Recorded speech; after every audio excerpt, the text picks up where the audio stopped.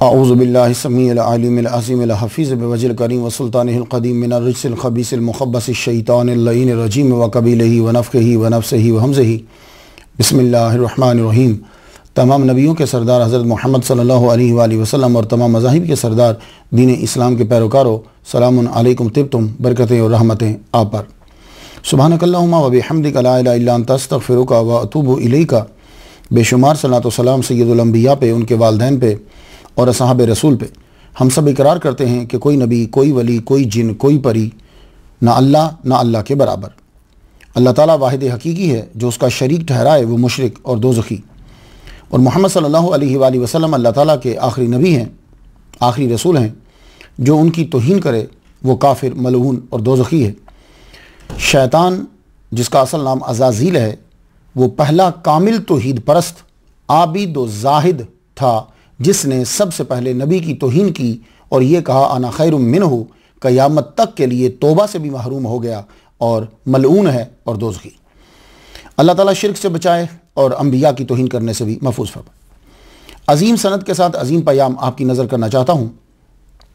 इमाम रिज़ा अलैहिस्सलाम बयान करते हैं अपने वालिद गिरामी इमाम मूसा काज़िम से, वो बयान करते हैं अपने वालिद इमाम जाफ़र सादिक से, वो बयान करते हैं अपने वालिद इमाम मोहम्मद अल बाक़िर से, वो बयान करते हैं अपने वालिद इमाम ज़ैनुल आबिदीन से, वो बयान करते हैं अपने वालिद इमाम हुसैन अलैहिस्सलाम से, वो बयान करते हैं अपने वालिद मौला अली शेर खुदा रज़ियल्लाहु तआला अन्हु से, वो बयान करते हैं मोहम्मद मुस्तफ़ा सल्लल्लाहु अलैहि वसल्लम से। हुज़ूर सल्लल्लाहु अलैहि वसल्लम ने फरमाया, अल ईमानु मारिफ़तुन बिल क़ल्बि व क़ौलुन बिल लिसानी व अमलुन बिल अरकानी। हाज़ा रहमतुन मिन रब्बी गुफ्तगू जो है वो 113 नंबर पर पहुँच गई। आज जिस हस्ती को सरनामा कलाम हम बना रहे हैं, उन्हें दुनिया कुतुबुद्दीन अहमद अब्दुल्लाह अल मारूफ हज़रत शाह वलीउल्लाह रहमतुल्लाह अलैह के नाम से पहचानती है। तारीख़ विलादत आपकी 21 फरवरी 1703 ईस्वी है। 4 शव्वाल 1114 हिजरी है। तारीख़ विसाल आपकी 20 अगस्त 1762 ईस्वी है और 29 मुहर्रम 1176 हिजरी है। 2017 में आपको दुनिया से गए हुए तकरीबन 255 शमसी साल हो चुके हैं। आपका मज़ार, पुख्ता कबर आपकी दिल्ली में इंडिया के अंदर है। पीरे पीरा गौस पाक के विसाल से आप तकरीबन 537 शमसी साल बाद पैदा हुए। आला हज़रत अज़ीमुल बरकत शाह अहमद रज़ा खां बरेलवी रहमतुल्लाह अलैह इनके 153 साल बाद पैदा हुए। ज़माना एक ना था, मगर अक़ीदा जो है वो दोनों का एक है। अब जो आप फतवा शाह वलीउल्लाह पे लगाते हैं वही आपको आला हज़रत पे लगाना पड़ेगा, और जो फतवा आप आला हज़रत पे लगाते हैं फिर वही आपको शाह वलीउल्लाह पे लगाना पड़ेगा, क्योंकि ज़र्रा बराबर दोनों के अक़ीदे में, तबलीग में कोई फ़र्क नहीं है। आपका जिक्र क्यों हम कर रहे हैं? क्योंकि हमारा मेन जो फोकस है वो तसव्वुफ़ है। ये नहीं कि हर तक़रीर के अंदर सारा तसव्वुफ़, यानी कोई एक बात हमें मिलती है तो हम आपकी नज़र कर देते हैं। शाह वलीउल्लाह को हमने टॉपिक क्यों बनाया? इसलिए कि आपका ननिहाल, ददयाल दोनों ने हिंदुस्तान में खानकाहें बनाकर शरीयत और तरीक़त की बड़ी खिदमत की है। तसव्वुफ़ को साफ करके मदारिस में शरीयत का लाजमी जुज़ बनाया। यह बड़ा काम किया इस ख़ानदान ने। यानी सिर्फ किताबें नहीं पढ़ाई, उन पर अमल भी करवाया और यह निसाब का हिस्सा बनाया। औलिया और सूफिया का एहतराम करने वाले और ना करने वाले दोनों आपका एहतराम करते हैं। दुनिया के महंगे मुकर्रिरीन और राइटर्स ने हुज्जतुल्लाहिल बालिगा तफहीमात वाले शाह वलीउल्लाह का तारुफ तो करवाया, मगर उस अजीम सूफी स्कॉलर शाह वलीउल्लाह का तज़किरा न किया, जिसने अनफासुल आरिफीन लिखी है, फ्यूजुल हरमैन लिखी है, अल कौलुल जमील, अद्दुर्रुस समीन जैसी तसव्वुफ़ से भरपूर किताबें दुनिया को दी हैं। उनका तज़किरा नहीं किया। इंतबा लिखी, हवामें लिखी, लम्हात लिखी, सताअत लिखी, ये तसव्वुफ़ से भरी हुई अक्सर किताबें जिन्होंने लिखी, उस शाह वलीउल्लाह का तज़किरा ना किया। इक़दुल जीद पकड़ ली, इंसाफ पकड़ ली, ये किताबें ना पकड़ी जो इससे उनसे भी ज्यादा थी। जमात अहले हदीस का तर्जमान रिसाला अल-एतिसाम जनवरी 1966 में जो छपा, शाह वलीउल्लाह अकेडमी हैदराबाद सिंध से, उन्होंने क्या लिखा कि शाह साहब का जो हिस्सा तसव्वुफ़ से मुताल्लिक़ है उसमें ऐसा मवाद है जिससे बरेलवियत की खासी तायीद होती है। हालांकि आला हजरत अजीमुल बरकत शाह रज़ा खां बरेलवी रहमतुल्लाह अलैह शाह वलीउल्लाह से 153 साल बाद पैदा हुए हैं। तो मालूम हुआ कि आला हजरत का अकीदा नया नहीं है। आला हजरत ने नया अकीदा नहीं फैलाया, कौम को पुराना याद दिलाया। तो शाह वलीउल्लाह जिस तरह फिक्र, तफसीर, हदीस में इमाम है, इसी तरह तसव्वुफ में भी वो इमाम का दर्जा रखते हैं। उनका तस्करा इसलिए भी ज़रूरी है ताकि आपको मालूम हो जाए कि शाह इस्माइल देहलवी साहब जिन्होंने तक़वियतुल ईमान लिखी है, उनका अकीदा अपने दादा के अकीदे से टोटली उलट था। थोड़ा सा उलट नहीं, टोटली उलट था। अब आ जाइए, हमें यह जानना है कि शाह वलीउल्लाह का ख़ानदान कितना अजीम ख़ानदान है, ताकि आप बात ध्यान से सुने। क्यों? इसलिए कि इंसान की नफ्सियात ही ये है। शाह वलीउल्लाह का शजरा नसब जो है वो वालिद गिरामी की तरफ से मिलता हुआ, चलता हुआ हज़रत अब्दुल्ला तक पहुंचता है। और अब्दुल्ला बेटे हैं हज़रत उमर रज़ी अल्लाह तआला अन्हु, जो मोहम्मद मुस्तफ़ा सल्लल्लाहु अलैहि वसल्लम के ससुर भी हैं और आपके खलीफा भी हैं। ये दूसरे खलीफा 33 वास्तों से हज़रत उमर तक पहुंच जाता। और वालिदा माजिदा की तरफ से भी बहुत शानदार आपका शजरा है। यह शजरा हज़रत इमाम मूसा काजिम से होता हुआ हज़रत मौला अली शेर खुदा तक पहुंचता है। दोनों तरफ से कुरैशी हुए, यानी खानदान कुरैश से आपका ताल्लुक हुआ। अब जब इनका नशजरा जो है वो हज़रत उमर रज़ी अल्लाह तआला अन्हु तक पहुंचता है, तो बुनियाद का तो पता चल गया कि ये लोग मदीना के रहने वाले, हिजाज के रहने वाले थे। तो फिर ये यहां कैसे पहुंचे? तो तारीख जो है वो उसी वक्त पकड़ती है आदमी को जब आदमी बहुत मशहूर हो जाता है। तो हिजाज से ये यमन में आए, यमन से यही खानदान ट्रैवल करता हुआ खुरासान आया। यानी होता है ना, एक आध बच्चा जो है वो आगे चला जाता है। खुरासान, यहां से अब खुरासान जब ये पहुंच गए तो खुरासान तब बहुत बड़ा होता था। याद रखिए, खुरासान के अंदर बहुत आगे आते थे। तो मंगोलों को, तातारियों के जब हमले हुए तो फिर कुछ अरबी जो हैं, कुरैशी जो हैं, खानदान कुरैश के, इन्होंने मूव करा और ये मूव करके इंडिया के इलाके में आ गए। तो सबसे पहले मौजूदा हिंदुस्तान के जिस इलाके में मुसलमानों की आमद हुई है वो रोहतक है। यहां सादात और खानदान कुरैश ये बहुत ज्यादा तादाद में शुरू में यहां आए। तो शाह वलीउल्लाह के शजरा में 12वें नंबर पर एक नाम मिलता है, हजरत मुफ्ती शेख शमसुद्दीन कुरैशी। ये रोहतक आए। ये हैं सबसे पहले जिनका हमें नाम मिल रहा है। कुरान और हदीस और तसव्वुफ के आलिम और आमिल, यहां इन्होंने तबलीग शुरू कर दी। तो जब आदमी बोलता है तो उसके लफ्ज बताते हैं, अल्फाज बताते हैं कि इस आदमी के अंदर कितना इल्म है। तो लफ्जों ने बताया कि भाई ये तो बहुत साहिब इल्म है। तो सब ने इनको अमीर तस्लीम कर लिया, अपना इमाम तस्लीम कर लिया। तो आपने भी अपनी जिंदगी जो है वो तबलीग में और तदरीस में वक्फ कर दी। जितने भी वहां उस वक्त मुसलमान थे उन्होंने, तो उस दौर में किसी को मस्जिद का इमाम बना देना ये बहुत बड़ा आला ओहदा होता था। लेकिन पुराने दौर के अंदर होता यह था कि लेक्चर देने वाला भी वही होता था, इमाम भी वही होता था, बच्चों को पढ़ाने वाला भी वही होता था। तो जब आखिरी वक्त आया, अल्लाह ताला किसी का दर्जा बढ़ाना चाहता है ना कोई सबब बना देता। तो आपने वसीयत फरमाई कि मेरा जनाजा जो है जब तुम पढ़ा चुको तो तुम सब, ये जो मस्जिद के बिल्कुल साथ कमरा है ना, जहां बैठकर मैंने चिल्ले काटे हैं, मैंने वजीफे की हैं, नवाफिल पढ़े हैं, मैं बच्चों को कुरान पढ़ाता रहा हूं, मैं इस कमरे में छोड़कर दरवाजा बंद करके कुछ देर के लिए तुम सब चले जाना, फिर वापस आ जाना। अगर मेरा जस्ट यहां पड़ा हुआ तो मुझे दफना देना, नहीं तो फिर अल्लाह हाफिज। तो लोगों ने जनाजा पढ़ाने के बाद आपको आपकी वसीयत के मुताबिक छोड़ दिया, छोड़ के सब चले गए। फिर कुछ देर के बाद वापस आए तो देखा कि वहां आपका जस्द अनवर नहीं था। तो अल्लाह ताला ने यूं भी लोगों के ज़हनों के अंदर आपका दर्जा बढ़ाया, याद को बरकरार रखा। आपके बाद एक और काबिल कदर नाम आता है, वो है मुफ्ती कमालुद्दीन कुरैशी रहमतुल्लाह अलैह। फिर इनके साहबजादे कुतुबुद्दीन का नाम आता है। इस तरह हजरत उमर रज़ी अल्लाह ताला अन्हु की नस्ल मनसबे कज़ाओ इफ्ता पे बैठ गई। यूं इल्म बढ़ता गया तो ये नस्ल दर नस्ल ये फिर लोग इनको काजी कहने लगे। फिर इनमें एक और नाम आता है, शेख मुअज्जम। एक मुमताज नाम है।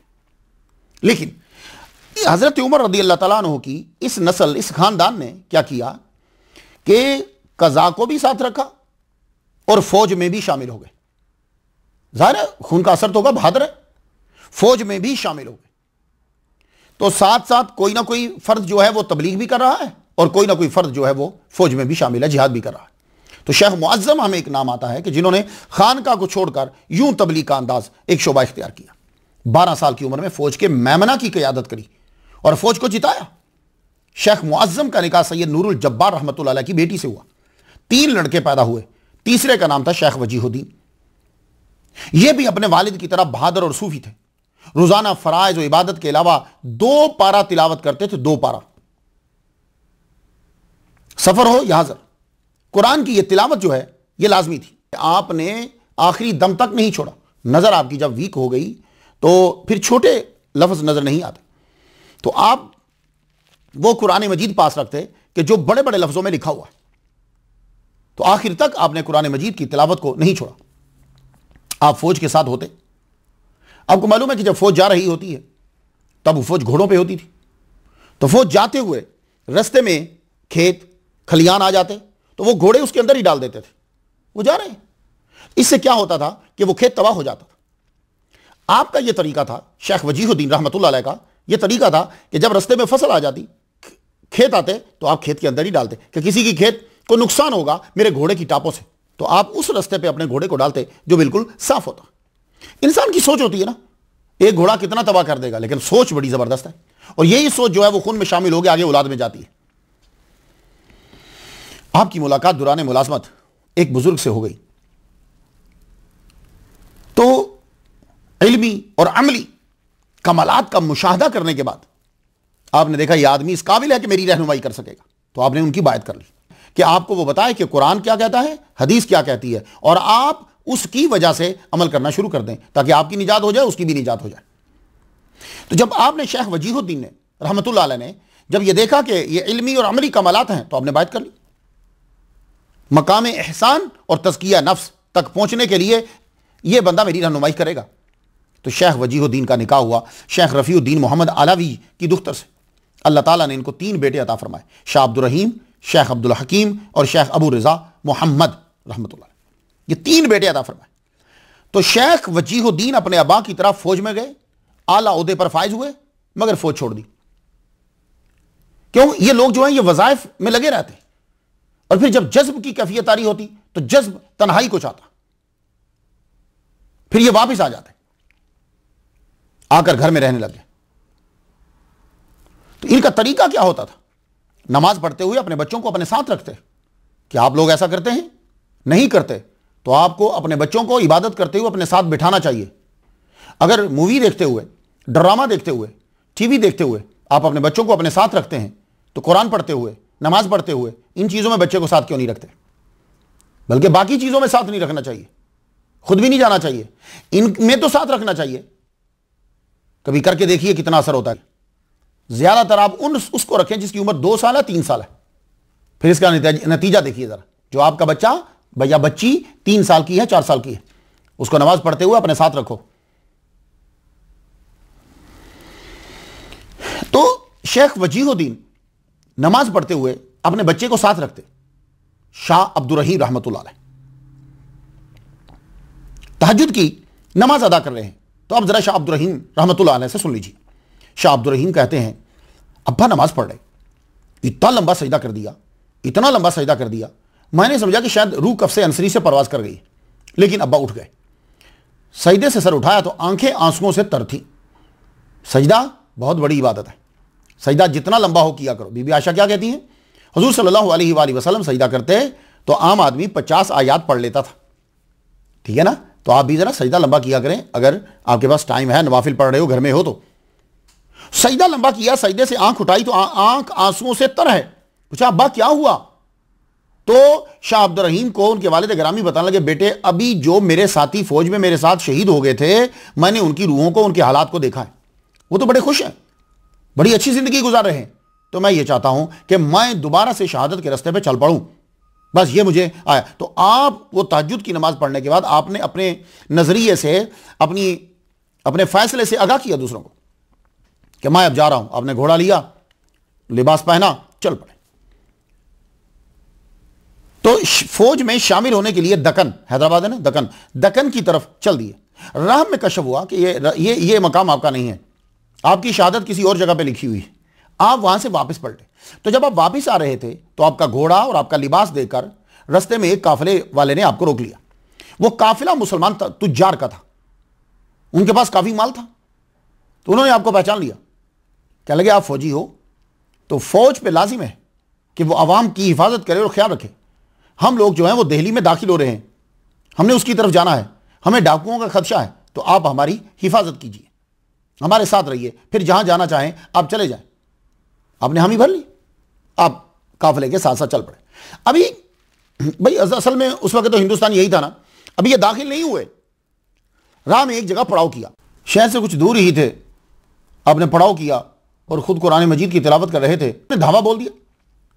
आपने आगे बढ़कर तुजार को बचाने के लिए, हिफाजत के लिए हमले किए। 22 जख्म जो हैं वो आपके जिस्म के ऊपर लगे। आखिर उन्होंने ऐसा हमला किया कि आपकी गर्दन को काट दिया। आप मालवा के करीब शहीद हुए, वहीं जो है वो आपका मज़ार है। तो शाह अब्दुल रहीम के वालिद गिरामी शहीद हो गए। आपकी उम्र अभी छोटी थी। तो शाह अब्दुल रहीम को आपके बड़े भाई शेख अबू रिजा मोहम्मद रहमतुल्लाह अलैह ने पाला।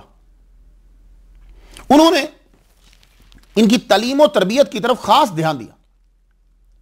उस दौर के बड़े बड़े उलामा, फिक्ह के जो इमाम, उनकी मजालिस में अपने भाई को बिठाया।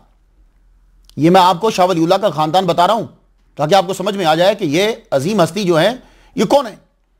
तो शाह अब्दुल रहीम कितनी बड़ी बड़ी हस्तियों के पास बैठे हैं, उनमें से मैं एक का नाम आपको बता दूं। वो ख्वाजा बाकी बिल्ला रहमतुल्लाह अलैह के बेटे ख्वाजा खुर्द अब्दुल्ला, जो ख्वाजा खुर्द के नाम से मशहूर हुए, इनकी महफिल में, इनकी खानकाह के अंदर, तब जो मदारिस होते थे ना, एक बात ज़हन में रख लीजिए, तब जो मदारिस होते थे वो खानकाह भी होती थी।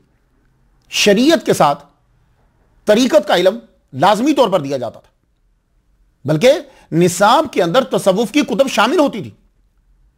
हाँ, आज के दौर में टाइम कम है, कहां 12 साल होते थे, फिर 7 साल हुए, फिर 6 साल हुए, फिर अब 2-3 साल में भी मौलवी बना देते। मैं आपको बड़े बड़े नामों से शाह अब्दुल रहीम तक ले आया।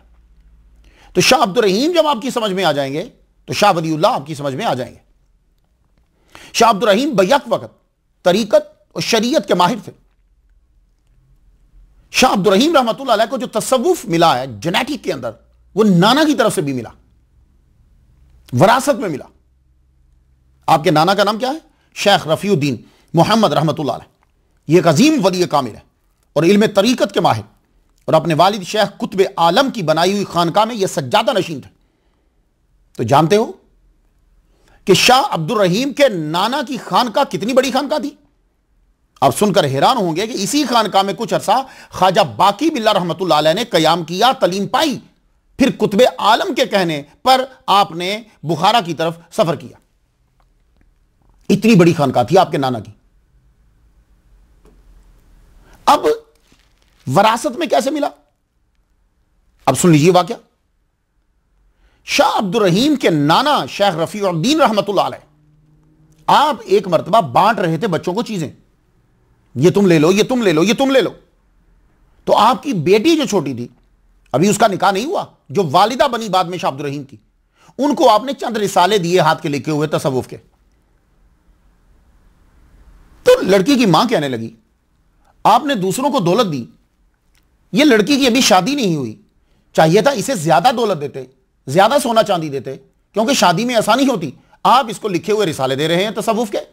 कहने लगे, ये हमारे आबा अजदाद से चलते आ रहे हैं, ये लड़की जो है ये एक बेटे की मां बनेगी, और ये मैं रसायल उस तक पहुंचा रहा हूं। अल्लाह अकबर जल्ला शानो। ये मैं कह रहा हूं कि वरासत में मिला। तो बाकियों को सब कुछ दिया, जो शेख रफीउद्दीन की बेटी शाह अब्दुल रहीम की वालिदा बनी है, उनको रसाले दिए। कहा, इन्हें मैं दौलत नहीं दे रहा, इन्हें मैं तसव्वुफ की दौलत दे रहा। एक बच्चा होगा इसके वतन से, वो इन रसाइल का वारिस होगा। तो शाह अब्दुल रहीम रहमतुल्लाह अलैह उन तसव्वुफ के रसाइल के वारिस हुए जो आपकी पैदाइश से पहले आपकी वालिदा को दे दिए गए। शाह अब्दुल रहीम रहमतुल्लाह अलैह की उम्र मुबारक 12 साल थी कि हजरत ज़करिया अलैहिस्सलाम ज़ाहरी तौर पर आपके सामने हाजिर हुए। आपने आंखों से देखा उन्हें, तो ज़करिया अलैहिस्सलाम ने इसमें ज़ात जो है उसकी तालीम दी। और यह बात अद-दुर्रुस समीन जो किताब है उसके आखिर के अंदर यह बात आपको मिल जाएगी। अल्लाह ये इसमें ज़ात है, इसकी तलकीन ज़करिया अलैहिस्सलाम ने की। शाह अब्दुर रहीम रहमतुल्लाह अलैह ने फुक़हा और सूफिया में आला मकाम बनाया। औरंगज़ेब ने 500 उलमा की जो टीम बनाई थी ना फतवा आलमगीरी बनाने के लिए, तो उसके अंदर क्या होता था, वो सारे मिलकर मसला लिखते थे, इधर से इधर से इधर से इधर से। तो शाह अब्दुर रहीम एक दिन आपने देखा, आपने कहा भाई यहाँ गलती कर रहे हो, भाई यहाँ गलती कर, आप साथ हाशिया लिख देते, यहाँ गलती कर रहे हो। इस आप भी उसके रुकन थे, लेकिन बाद में फिर आपने छोड़ दिया। आप उलमा के और फुकाहा के तसामुह को पकड़ लेते थे। आपने 2 निकाह किए शाह अब्दुर रहीम रहमतुल्लाह अलैह ने। पहली जोजा का तो कुछ अरसे के बाद ही इंतकाल हो गया। जो पहला था ये वाली साहब की जिंदगी में किया, उनसे एक बेटा हुआ हजरत सलाहुद्दीन, ये जवानी में वफात पा गए। दूसरा निकाह जो है वो आपका 60 साल की उम्र में हुआ। जिला मुजफ्फरनगर सहारनपुर के एक मशहूर सूफी खानदान जो सारे गांव के मालिक थे, इनके चश्मो चराग शेख मोहम्मद फुलती रहमतुल्लाह अलैह, उनकी दुख्तर फखरुन्निसा से जो है उनका निकाह हुआ। इनसे अल्लाह ताला ने 2 बेटे जो हैं वो अता फरमाए। और ये भी कुतुबुद्दीन बख्तियार काकी रहमतुल्लाह अलैह का हुक्म था, इसलिए आपने निकाह किया। इनसे जो 2 बेटे हुए, एक का नाम शाह अहलुल्लाह और दूसरे का नाम शाह वलीउल्लाह है। बात कुछ समझ में आ गई? तो मैं आपको खानदान से लेकर आया यहां तक, क्योंकि यह बड़ा जरूरी होता है। खानदान की अदात और अतवार जेनेटिक में दाखिल होकर आगे पहुंचती है। बाप नेक हो तो बड़ी बात होती है, तो अगर दादा परदादा वो सब के सब सूफी हो तो फिर देखिए कि चीजें कहां तक चली जाती। तो शाह अब्दुर रहीम रहमतुल्लाह अलैह को अल्लाह ताला ने 2 बेटे अता फरमाए। लेकिन शाह अब्दुर रहीम रहमतुल्लाह अलैह को जरा समझ लीजिए, अल्लाह ताला ने बड़ा नवाजा इनको। शाह अब्दुर रहीम रहमतुल्लाह अलैह को गौस पाक का जुब्बा जो है वो अता हुआ।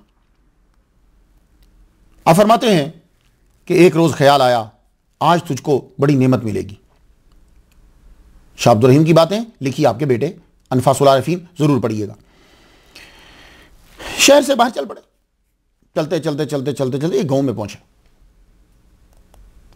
कहने लगे, मैंने वहां पूछा यहां कोई दुर्वेश है, कोई अल्लाह का बंदा इबादत में मसरूफ रहता? कहने लगे, हाँ वो जो है कस्बे से जरा बाहर दूर हट के बस्ती से।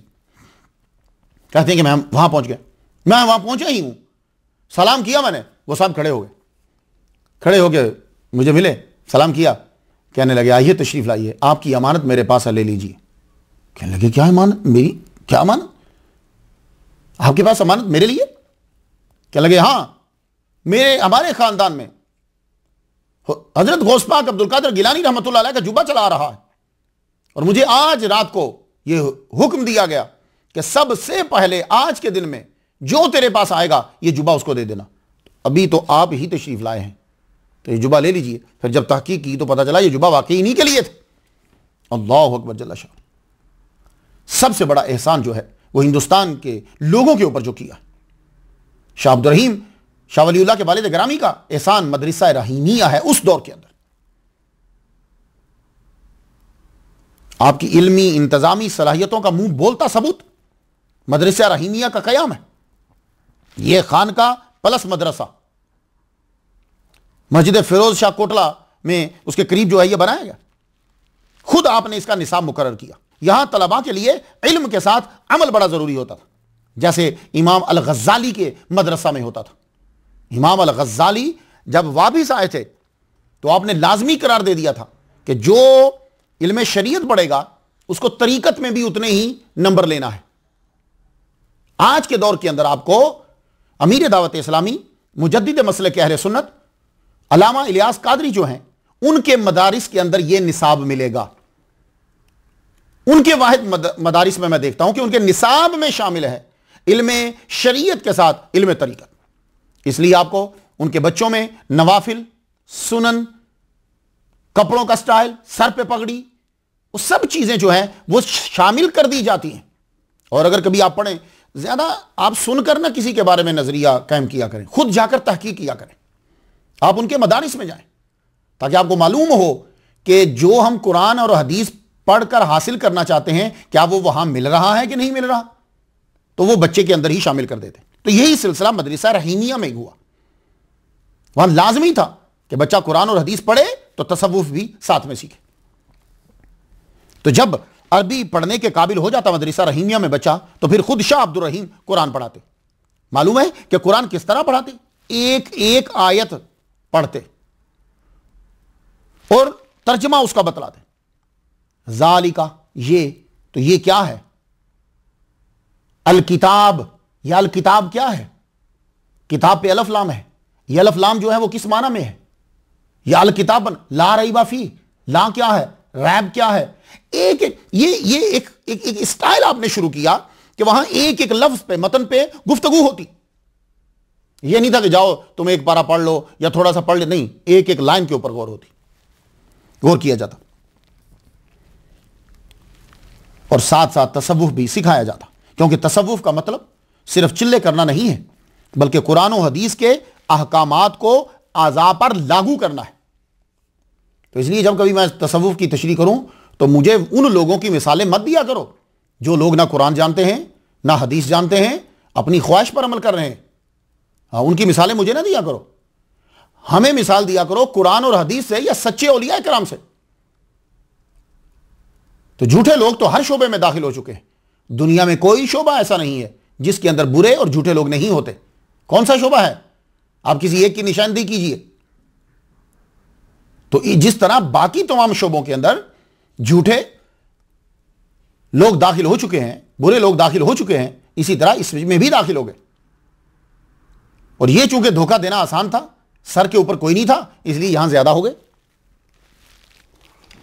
तो आप यक वक्त तलबा को नक्शबंदी, कादरी, चिश्ती, सोरावर्दी, शत्तारी, सलासिल के अशगाल और अमाल से आरास्ता करते और बायत भी करते। बात कोई समझ में आई आपके? तो ये मदरसे होते थे हमारे मदरसों में लड़ाइयां नहीं सिखाई जाती ना, तसव्वुफ सिखाया जाता था। तो वो जब आपने छोड़ दिया तो फिर जो मर्जी नतीजा निकले। शाह अब्दुल रहीम रहमतुल्लाह अलैह ख्वाजा कुतुबुद्दीन बख्तियार काकी रहमतुल्लाह अलैह की कब्र मुबारक पे जाते। एक दफ़ा ख्वाजा बख्तियार काकी रहमतुल्लाह अलैह की कब्र पे गए तो 60 साल आपकी उम्र है, फातिहा आपने पढ़ी तो रूह मुबारक जाहिर हुई और फरमाया तुम्हारे यहाँ बच्चा होगा, उसका नाम कुतुबुद्दीन अहमद रखना। आपने सोचा 60 साल उम्र हो गई है, अब क्या बच्चा होगा, शायद पोते के बारे में कह रहे होंगे। फिर दोबारा आवाज़ आई, नहीं पोते के बारे में नहीं, तुम्हारे बेटे के बारे में बोल रहा हूँ, तुम्हारा बेटा इल्म का और रूहानियत का इमाम होगा। तो आपने दूसरा निकाह किया। रोज़ शाह अब्दुल रहीम ने, एक फ़कीर नहीं आई मांगने वाली, उसको आधी रोटी दे दी। फिर फरमाने लगे, वो जाने लगी तो बुला लिया वापस, कहने लगे आओ ये दूसरी आधी भी ले जाओ, पूरी रोटी ले जाओ, क्योंकि जो ये बच्चा जो अपनी माँ के पेट में है, इसने ये कहा है कि अल्लाह ताला की राह में आधी रोटी देना अच्छा नहीं है, जब है आधी तो दो। अल्लाह अकबर जल्ला शाह। वालिदा माजिदा अपने माँ बाप के यहाँ गई हुई थी, फुल्त ये शहर का नाम है, ज़िला मुजफ्फरनगर यूपी में। तो अल्लाह ताला ने 4 शफ़ाल 1114 हिजरी में बेटा अता फरमाया, नाम रखा कुतुबुद्दीन अहमद, और दुनिया में यह अजीम बच्चा शाह वलीउल्लाह के नाम से मशहूर हुआ। इब्तदाई साल आपने अपने ननिहाल में गुजारे। ननिहाल भी तसव्वुफ का गढ़ है, हर एक सूफी ननिहाल में गुजारे। फिर आप दिल्ली में वालिद गिरामी के पास आ गए और आपके वालिद गिरामी शाह अब्दुल रहीम रहमतुल्लाह अलैह एक आलिम बाअमल, 24 घंटे बच्चे को तरीकत और शरीयत से मुतारफ करवाया जा रहा है। आपको कुरान मजीद की तालीम, जो ही बच्चा बोलने और पढ़ने के काबिल होता है, हमारे यहां सबसे पहले कुरान पढ़ाया जाता है। 5 साल की उम्र में कुरान मजीद शुरू, 7 साल के हुए तो कुरान मुकम्मल हो गया शेख मोहम्मद फाजिल सिंधी रहमतुल्लाह अलैह से, कुरान मुकम्मल। नमाज जबरदस्ती 7 साल में शुरू हो गई, तहज्जुद भी शुरू हो गई। 7 साल की उम्र में अरबी और फारसी की कुतब जो हैं ये शुरू, वो किताबें पढ़ाई जाती हैं जो अरबी पढ़नी भी आ जाए और उसके अंदर अखलाकियात हो। अब जो समझदार माँ बाप होते हैं ना, वो बच्चे की तरबियत बड़े खूबसूरत अंदाज में करते। शाह वलीउल्लाह तरबियत करते, शरीयत और तरीका दोनों चल रहे। एक मिसाल देता हूं मैं आपको। एक मरतबा शाह वलीउल्लाह अपने कज़न्स के साथ, छोटे छोटे थे, तो उन्होंने कहा आओ बाग में सैर करने के लिए चले। तब तो खेलें भी कोई इतनी नहीं, आजकल की तो गेमें और खेलें बड़ी अजीब किस्म की हैं। तब ज़्यादा क्या होता था, दौड़ने चलें और ये लेकिन देखिए तसव्वुफ के अंदर कितना वॉच किया जाता है। आप चले गए, अब्बा ने रोका नहीं है, चले गए, कज़न्स के साथ वापस आए तो आपने रोक के पूछा कहाँ गए थे? कहा ये बाग की सैर करने के लिए गए थे। तो शाह वलीउल्लाह के अब्बा कहने लगे, बेटे से मुखातब नहीं हुए, दूसरे से कहने लगे, आपने सैर की तो जितनी देर आप सैर करते रहे हमने उसी दौरानिया में इतनी मरतबा मोहम्मद मुस्तफ़ा सल्लल्लाहु अलैहि वसल्लम पर दरूद पढ़ा। तो शाह वलीउल्लाह कहते मैं बचपन में ही समझ गया कि मेरे अब्बा पसंद नहीं करते कि यह सैर व तफरीह के अंदर टाइम जो है लगा दिया जाए। मेरा नजरिया भी यही है, मैं बच्चों को यही समझाता हूं, बेटे ये जो अभी वक्त है ना, मेरे बचपन की जो चीजें थी ना आज वो पड़ी हुई हैं, उससे आला हैं, लेकिन मेरा बचपन अब नहीं है।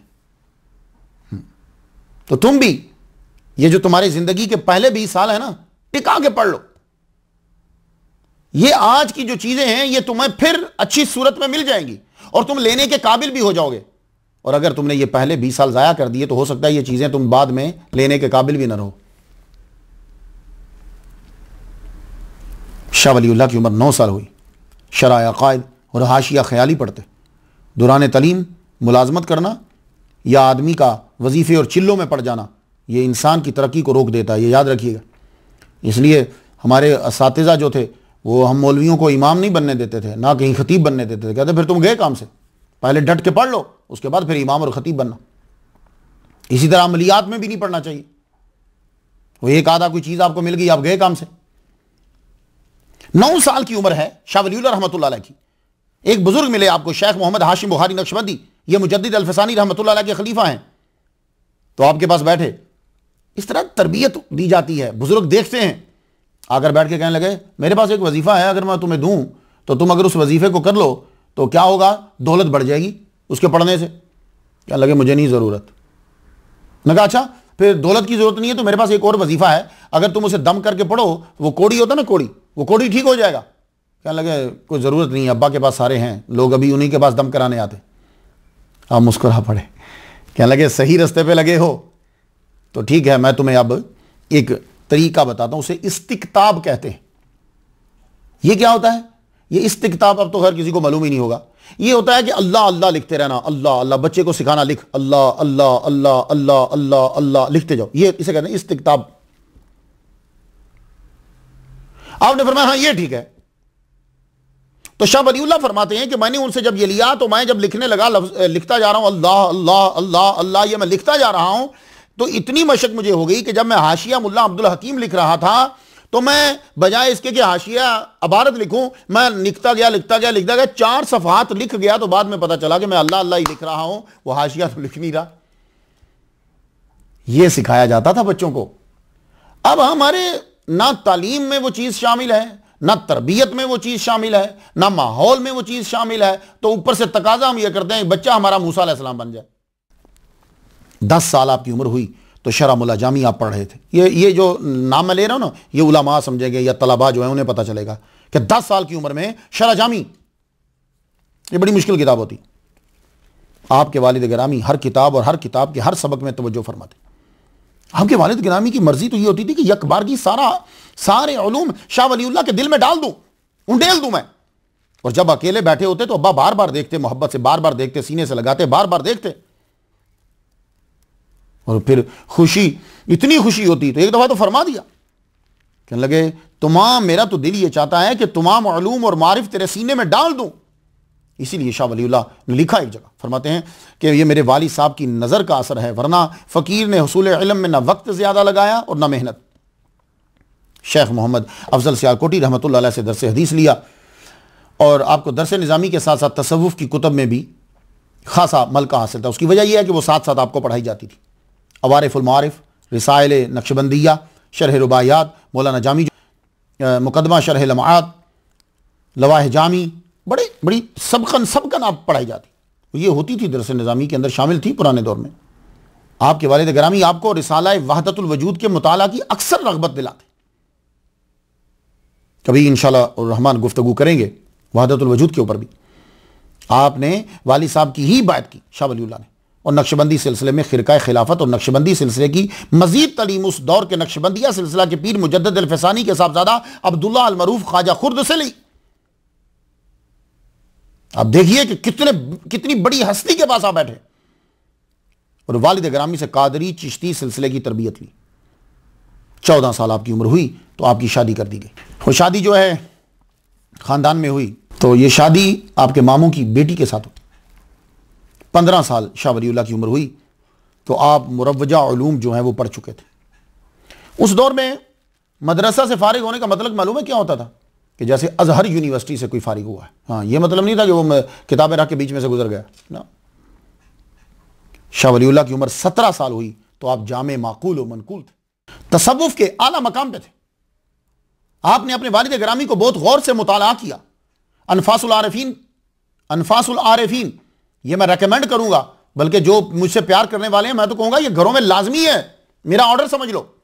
चंद किताबें मैं आपको जो बताऊंगा वो आप अपने घरों में रख लो ताकि कोई आपको गुमराह ना कर सके और आपको मालूम हो कि आला हजरत अजीमुल बरकत शाह रज़ा खां बरेलवी की 153 साल पहले का क्या अकीदा था, ये आपको कोई गुमराह ना कर सके भाई ये इमाम अहमद रज़ा खान ने ये मसले किए।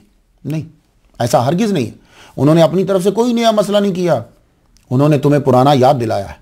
तो बजाय इसके कि हम उनका एहसान मानते, हमने उनको बुरा भला कहना शुरू कर दिया। शाह वलीउल्लाह, अब अनफासुल आरिफीन से चंद मिसालें पेश करता हूं ताकि आपको शाह अब्दुर रहीम का मकाम वाज़ेह हो जाए, क्योंकि ये सारी चीजें उनका बेटा लिख रहा है।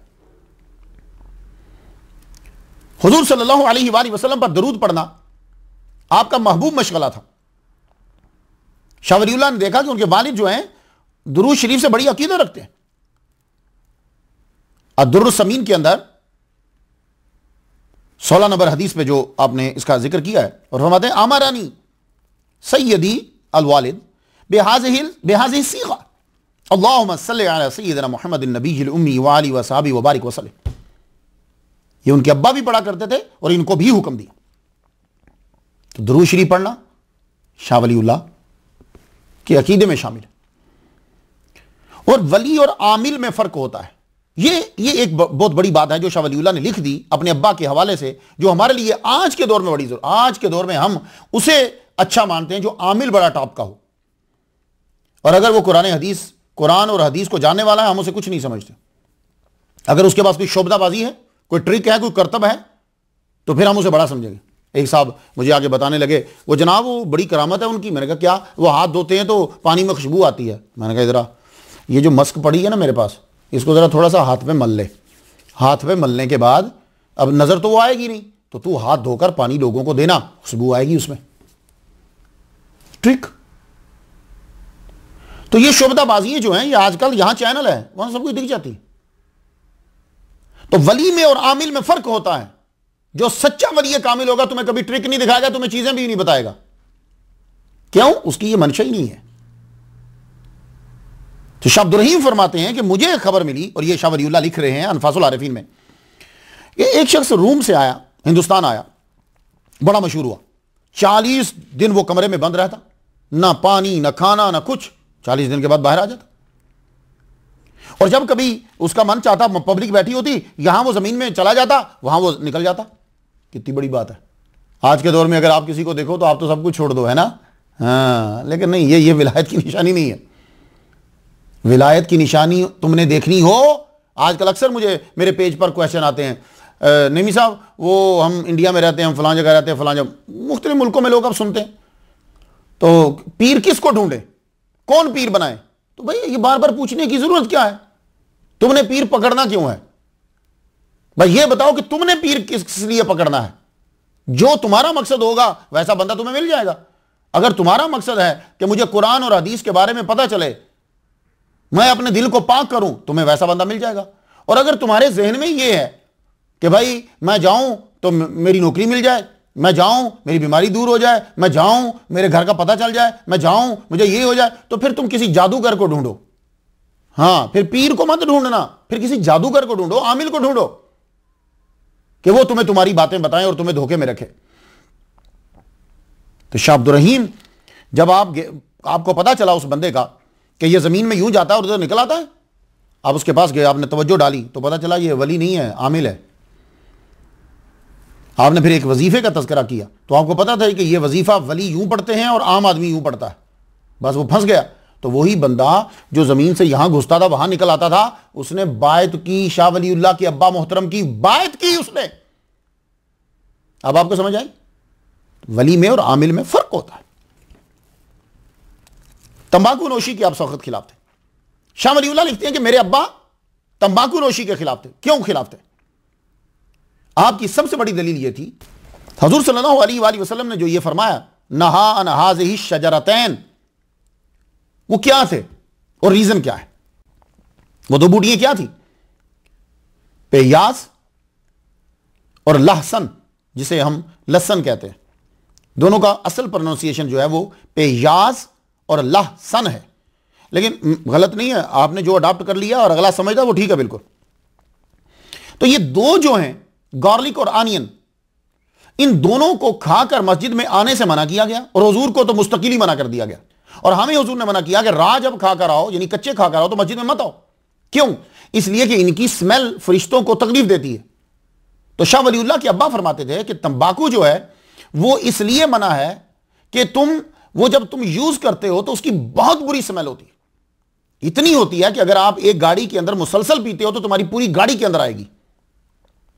मैंने हुजूर सल्लल्लाहु अलैहि वसल्लम को देखा है, वो क्या कि एक शख्स को आपने सिर्फ इसलिए हाजिरी का मौका ना दिया कि उसके मुंह से टोबैको की बू आती थी, और फरमाते हैं कि मैंने एक मरतबा ख्वाब में देखा कि सरकार सल्लल्लाहु अलैहि वसल्लम एक झोंपड़ी में दाखिल हुए तो जल्दी से बाहर आ गए। क्यों? इसलिए कि उस झोंपड़ी में वो जो टोबैको था उसकी स्मेल आ रही थी, और वहां बंदे बैठकर टोबैको को यूज करते थे, उसकी स्मेल है। हुजूर एकदम बाहर आ गए। और यह बात इब्रीज के अंदर शाह अब्दुल अजीज दब्बाग रहमतुल्लाह अलैह ने भी लिखी है, टोबैको। तो इसलिए आधे औलिया कराम जो हैं वो टोबैको को सही नहीं समझते। वो कहते हैं कि इससे मुंह में स्मेल आती है और ये फरिश्तों को बुरी लगती है, और उनकी दलील बहुत पावरफुल है। और जो टोबैको को यूज करते हैं वो या तो बतौरे मेडिसिन यूज करते हैं, और या वो टोबैको को इस तरह यूज करते हैं कि उसकी स्मेल जो है वो नहीं आती। तो असल चीज स्मेल है, ये ज़हन में रख लीजिए। हजरत शाह वलीउल्लाह अपने अब्बा के बारे में लिखते हैं अनफासुल आरिफीन के अंदर, यह आजकल आपने देखा मुंह मुबारक। शाह वलीउल्लाह के अब्बा को हुजूर सल्लल्लाहु अलैहि वसल्लम के मुंह मुबारक से बड़ी मोहब्बत थी। अब उसका वाकया सुन लीजिए आप, ताकि आप बतौर दलील पेश कर सकें। शाह अब्दुल रहीम ने फरमाया कि एक बार मुझे बुखार आ गया, इतना शदीद बुखार कि लगा कि बचने की उम्मीद नहीं है। ख्वाब में शेख अब्दुल अजीज सामने आए, कहने लगे हुजूर सल्लल्लाहु अलैहि वसल्लम आ रहे हैं तुम्हारी तीमारदारी करने के लिए, और इस तरफ से आएंगे। उस तरफ शाह अब्दुल रहीम के पांव थे।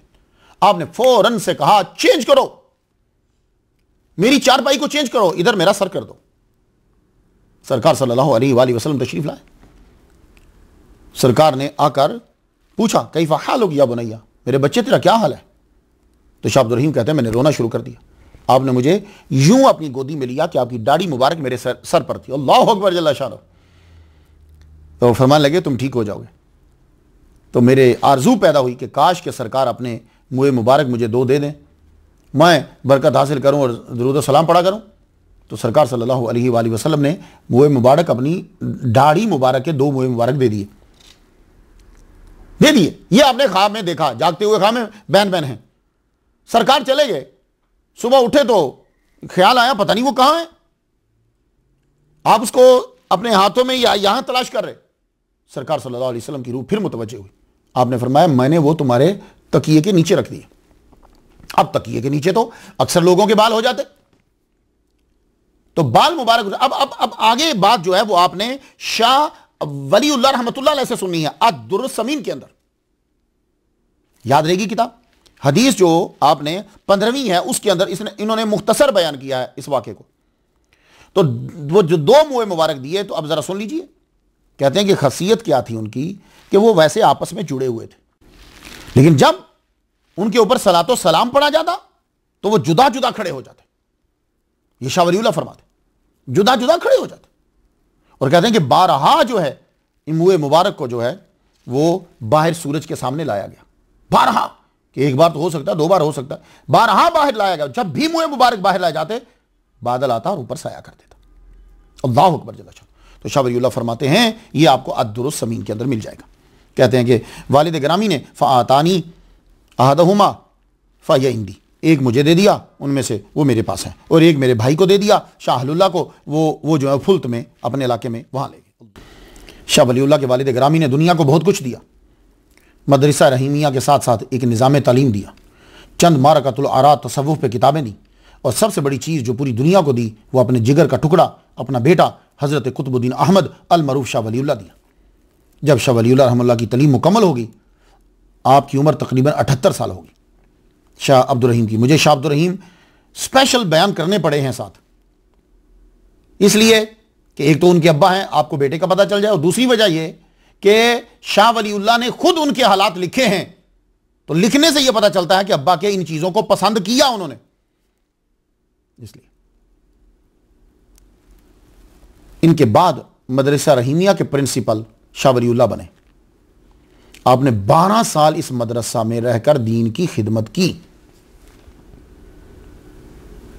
अनफासुल आरिफीन में यह लिखते हैं कि जब मुझे तौहीद के कोई मसाइल दरपेश होते, समझ ना आती, तो मैं अपने वालिद गिरामी शाह अब्दुल रहीम रहमतुल्लाह अलैह की कब्र पर जाता, वहां जब बैठता तो तौहीद का मसाला हल हो जाता।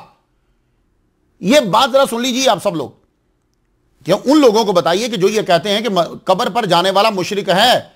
शाह वलीउल्लाह कह रहे हैं कि मैं मुवाहिद बना ही हूं अपने अब्बा की कब्र पर जाकर, क्योंकि तौहीद के मसले मेरे वहीं उनकी कब्र पे हल होते थे। तो मालूम हुआ कि शाह इस्माइल देलवी के दादा शाह वलीउल्लाह को मुकम्मल तौहीद कब्र पर जाने से समझ में आई। तो 12 सालों के अंदर आपने मुताला के जरिए बहुत तरक्की की। खासतौर पर आपने फिक्र के चारों मज़ाहिब का मुताला किया, उनके माखिज जाने, और हकीकत वाज़ेह हुई कि तकलीद सही है। तो शाह वलीउल्लाह तकलीद के मुनकर नहीं थे, यह बात याद रखिएगा, वो तकलीद के मुनकर नहीं थे। अब हुआ क्या है कि साजिश के तहत तकलीद को हराम करार दे दिया गया, और खुद जो आपको जो कहता है ना कि तकलीद शख्सी हराम है, उसके साथ 7 दिन रहकर चेक करना, वो भी एक इमाम का मुकल्लिद है, और वो हमसे ज्यादा मुकल्लिद है, हम इतने हैं ही नहीं जितना वो है। हाँ, ये चीजें जरा गौर किया करें आप। उसने चारों को गलत करार देने के लिए और जुटलाने के लिए उसने एक शोशा छोड़ा कि तकलीद शख्सी हराम है, जबकि वो खुद भी एक इमाम का मुकल्लिद है। शाह वलीउल्लाह रहमतुल्लाह अलैह ने 12 साल रह के अपने अब्बा के मदरसा में पढ़ाया। आपकी उम्र मुबारक की 29 बहारें गुजर गई, आपको हज करने का शौक पैदा हुआ। अब आप हज पे चलें। ये अगर आपने पढ़ना हो तो अल कौलुल जली में जो आपको सुनाई गई, आपने सुनी, पसंद फरमाई, और तसव्वुफ वलीउल्लाही जो है, इसकी हकीकत इसके अंदर है, ये भी आप ज़रूर पढ़िएगा। मैं जो बताता जा रहा हूँ ना, ये किताबें ज़रूर रख लीजिए, ताकि कोई अगर आपको ये कहे कि आला हज़रत ने कोई नई चीज़ बताई है, तो आपके पास किताब पहले से, उनकी विलादत से 153 साल पहले की किताबें आपके पास हों। अब आप हरमैन के लिए रवाना हुए। उस वक्त सफ़र करने के कई तरीके होते थे। जब आदमी निकलता था, राउट हर एक अपना इख्तियार करता था बंदा, कहाँ से निकलना, कहाँ जाना है। तो ये निकले रबीउल अव्वल 1143 हिजरी में निकले, सितंबर 1730 बनती है ईस्वी। अपने बड़े मामू शेख उबैदुल्लाह के बेटे शाह मोहम्मद आशिक फुलती रहमतुल्लाह अलैह के साथ, ये इनके खलीफा हैं, शगिर्द हैं, हमराज हैं, सब कुछ हैं ये। और ये साथ लिखते भी जाते थे, और फिर उनको दिखाते थे ये कि मैंने ये लिखा है।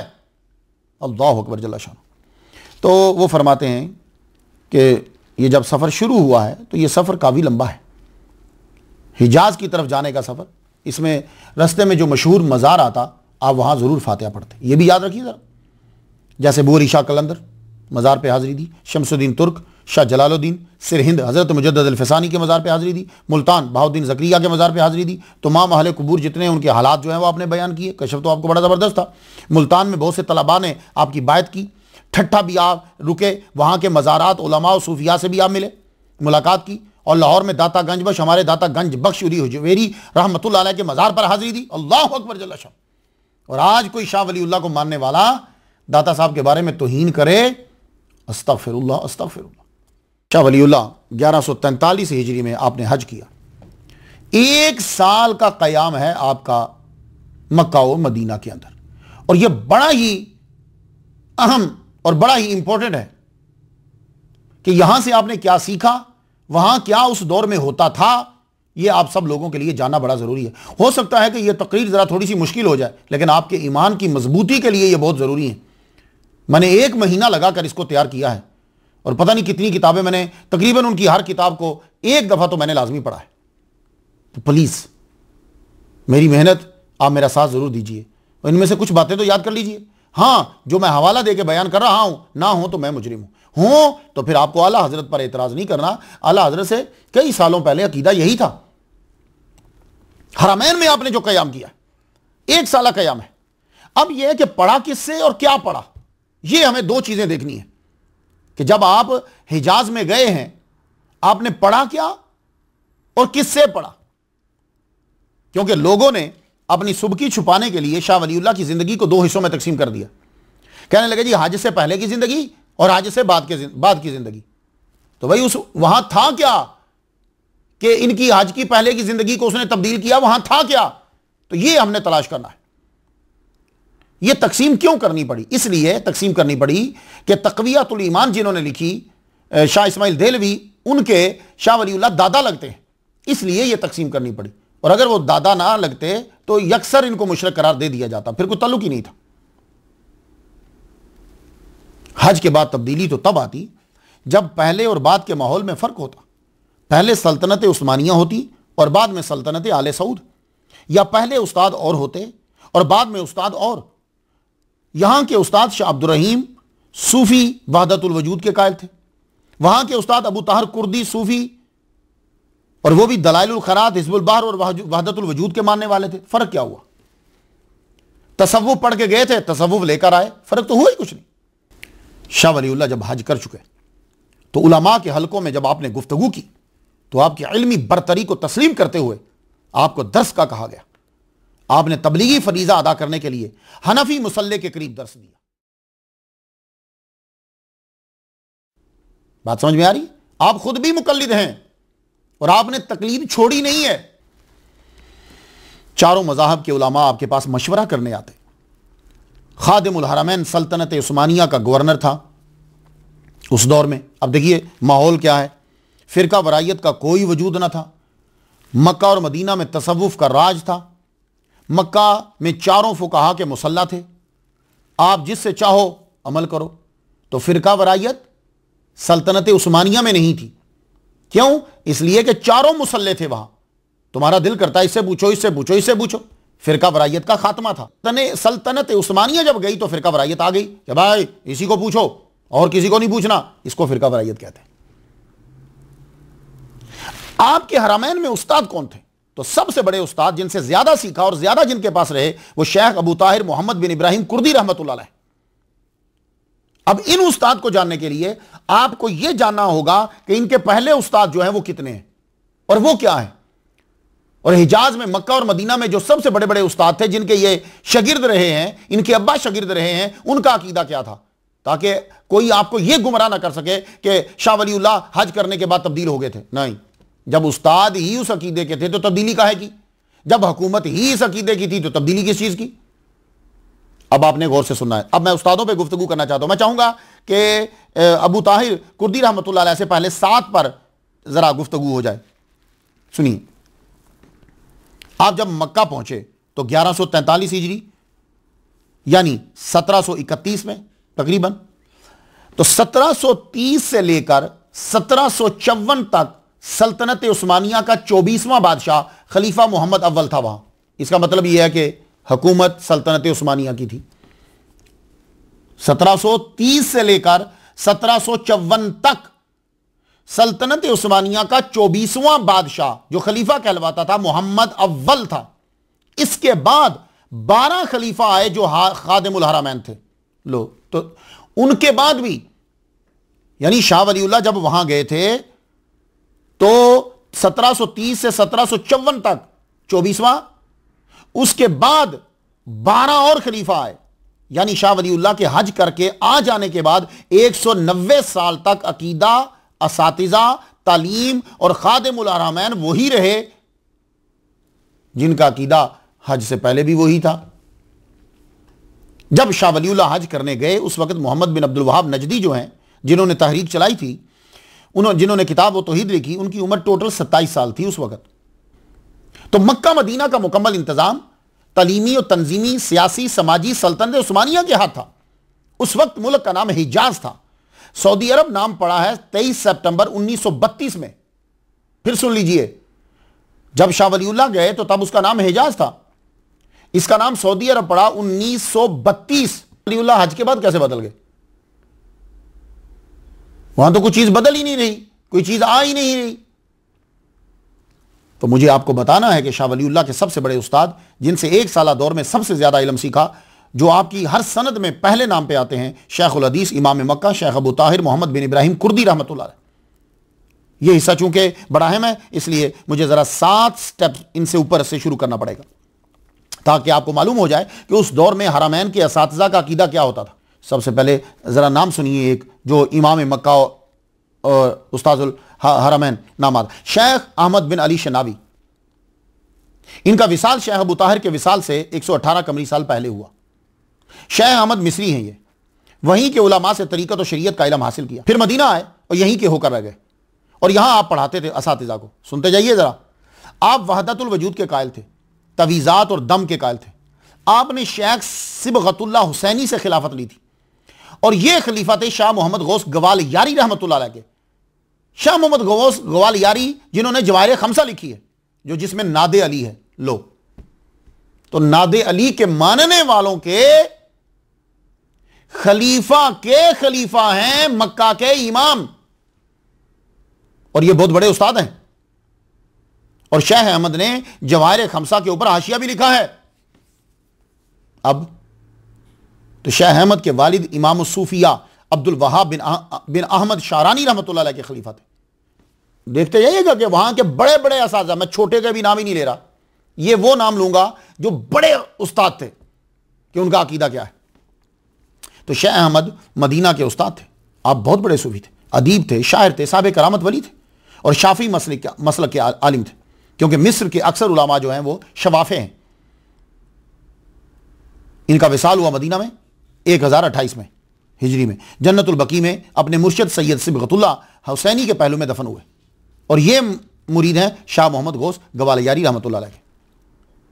देख लिया आपने इंडिया वालों, ये इंडिया जो है ना, ये श्रीलंका, बांग्लादेश, बर्मा, ये सारे इलाके, पाकिस्तान, ये सब इसी के अंदर ही आते थे। इनके शागिर्द खलीफा आजम और दामाद थे शेख अहमद कशाशी रहमतुल्लाह अलैह। आप मदीना में 1071 में फोत हुए। ये भी कादरी सूफी खानदान से ताल्लुक रखते थे। ये खानदान बैतुल मक़दस से हिजरत करके मदीना आया। शेख अहमद कशाशी मदीना में पैदा हुए। आपने दूर दराज जाकर इल्म हासिल किया, मालिकी मसलक आपने इख्तियार किया, फिर शाफी, मगर रुके आकर मदीना। और आप शेख अहमद शनावी रहमतुल्लाह की आपने बायत की। उस वक्त बायत का सिलसिला चलता था, बायत की, खिलाफत ली और मदीना में उस्ताद हुए। आपने मुकम्मल कुरान हुजूर सल्लल्लाहु अलैहि वसल्लम को सुनाया है, यानी ये हुजूर की जिंदगी के कायल हैं। 70 के करीब तसानीफ हैं आपकी। शेख सैयद अब्दुर्रहमान बिन अहमद अदरीस मालिकी, ये मराकिश में पैदा हुए। 1085 में इनका विसाल हुआ मक्का में। आपने मराकिश से के जो उलमाए ज़ाहिर थे या जो बातिन का इल्म रखते थे, उनसे इस्तिफादा किया, दलाइलुल खैरात की इजाज़त ली। मैं भी मराकिश गया हूँ, वहाँ जाकर मैं दलाइलुल खैरात की इजाज़त लेकर आया। खैर मैंने तो इजाज़त जो है उनके जो नस्ल से अब बैठे हुए हैं उनसे ली। फिर ये मदीना मुनव्वरा आए, यहाँ क़याम किया। मिस्र, तुर्की, शाम, यमन के सूफिया से मिले, फैज़ लिया, और आपने शेख अहमद कशाशी से फैज़ लिया और मक्का में सुकूनत इख्तियार की, और हिजाज के सूफी कबीर कहलवाए। और आप जब दर्स देने लगते थे तो क्या होता था? सबसे पहले तिलावत, फिर उसके बाद दर्स, फिर उसके बाद जिक्र अज़कार, फिर सलातो सलाम होता था। अब बताओ, पाकिस्तान और इंडिया में यही कुछ होता ना? पहले तिलावत करते हो, मौलवी साहब तकरीर करते हैं, फिर जिक्र होता है, उसको खत्म बोलो ये जो भी, उसके बाद सलातो सलाम खड़े होकर पढ़ते हो। तो ये तो मक्के मदीने में होता था। तो नई चीज कौन सी है? खुद आपने अपनी कब्र तैयार करवाई मक्का के करीबी, और अरसा दराज तक आपकी कब्र पर कुरान मजीद की तिलावत होती रही, मजालिस होती रही उसकी। और आपके खुलफा और शागिर्दों में से शेख हसन है, बड़े ज़बरदस्त ये मशहूर हुए। ये मैं आपको मक्का के उस्ताद बता रहा हूं कि जिनके हलकों में या तो शाह वलीउल्लाह के उस्ताद खुद बैठे हैं या इनके अब्बा बैठे हैं। शेख शमसुद्दीन मोहम्मद बिन अलाउद्दीन अल बाबुली शाफई रहमतुल्लाह, 1077 में इनका विसाल हुआ है हिजरी में। मिस्र के गांव बाबुल में ये पैदा हुए। काहिरा में इन्होंने वफात पाई। आपने मज़ाहिब अरबा की तालीम ली, मगर इख्तियार किया शाफई मसलक को। आप हदीस के ज़बरदस्त आलिम थे। आप मदीना और मक्का में सहीह बुखारी का दर्स देते थे। मिस्र और हिजाज मुक़द्दस के तमाम बड़े बड़े उलमा आपके शागिर्द थे। उनमें एक शेख हसन है, शेख अहमद दूसरे हैं, शेख ईसा मगरबी रहमतुल्लाह अलैह। ये मराकिश में पैदा हुए, मक्का में 1080 हिजरी में वफात पाई। आप शाज़ली सूफी थे। अल जज़ायर, ट्यूनिस, मिस्र, काहिरा से इल्म हासिल करने के बाद सऊदी अरब में आ गए आप और मक्का में सुकूनत इख्तियार कर ली। नमाज बाजमात अदा करते, कसरत से तवाफ करते, रोजे आप रखते। शमसुद्दीन मोहम्मद बाबुली से और दूसरे उलमा से आपने इस्तिफादा किया। वो जो मैं पहले नाम ले चुका हूं ना, मैं असल में वो नाम इसलिए ले रहा हूं ताकि आपको मालूम हो कि शाह वलीउल्लाह के उस्ताद और उनके अब्बा ने किन से इल्म हासिल किया है। मैं बार बार ये कह रहा हूं, आप कहीं ये ना समझो कि मैं हट गया हूं, हटा नहीं हूं। तो शमसुद्दीन मोहम्मद बाबली से इस्तिफादा किया इन्होंने। मस्जिद हरम में मुदर्रिस मुकर्रर हुए। हर साल मदीना आते, शेख अहमद कशाशी की महफिल में भी बैठते। देखा, मदीना आते और जो मैं पहले बयान कर चुका उनकी महफिल में ये बैठते। और इनके मशहूर शागिर्दों में शेख हसन बिन अली हैं और शेख बुरहानुद्दीन इब्राहिम कुर्दी हैं। आ गया ना मैं वहां। ये इब्राहिम कुर्दी अबू ताहिर के बाप, अबू ताहिर उस्ताद शाह वलीउल्लाह के, अब शेख हसन बिन अली। ये मक्का में पैदा हुए, ताइफ में मदफून है। आपने हिजाज मुकद्दस के तमाम बड़े बड़े उलमा से इस्तिफादा किया। आपने उस्ताद मोहतरम के एहतराम की वजह से मस्जिद में नहीं घर में दर्स देना शुरू किया। जब आपके उस्ताद शेख ईसा जाफरी, मैं अभी बयान कर चुका हूं ना, ईसा जाफरी मगरबी ने वफात पाई तो आप बाबे उमेहानी के पास हल्का आपने लगाया। आप सही बुखारी का दर्स 12 आपने मुकम्मल किया। आप हर साल कोई एक किताब सिहाह सित्ता की लाते और मस्जिद नबवी में एहतमाम हो जाता। तो जानते हो हदीस कौन पढ़ता था? शाह वलीउल्लाह के उस्ताद शेख अबू ताहिर पढ़ते थे।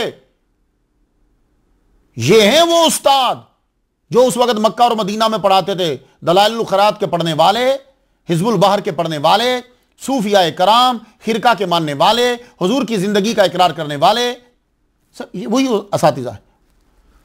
तो जब आते तो हदीस भाई, अब आज इस साल तिरमिज़ी, इस साल इब्न माजा, इस साल ये इस तरह।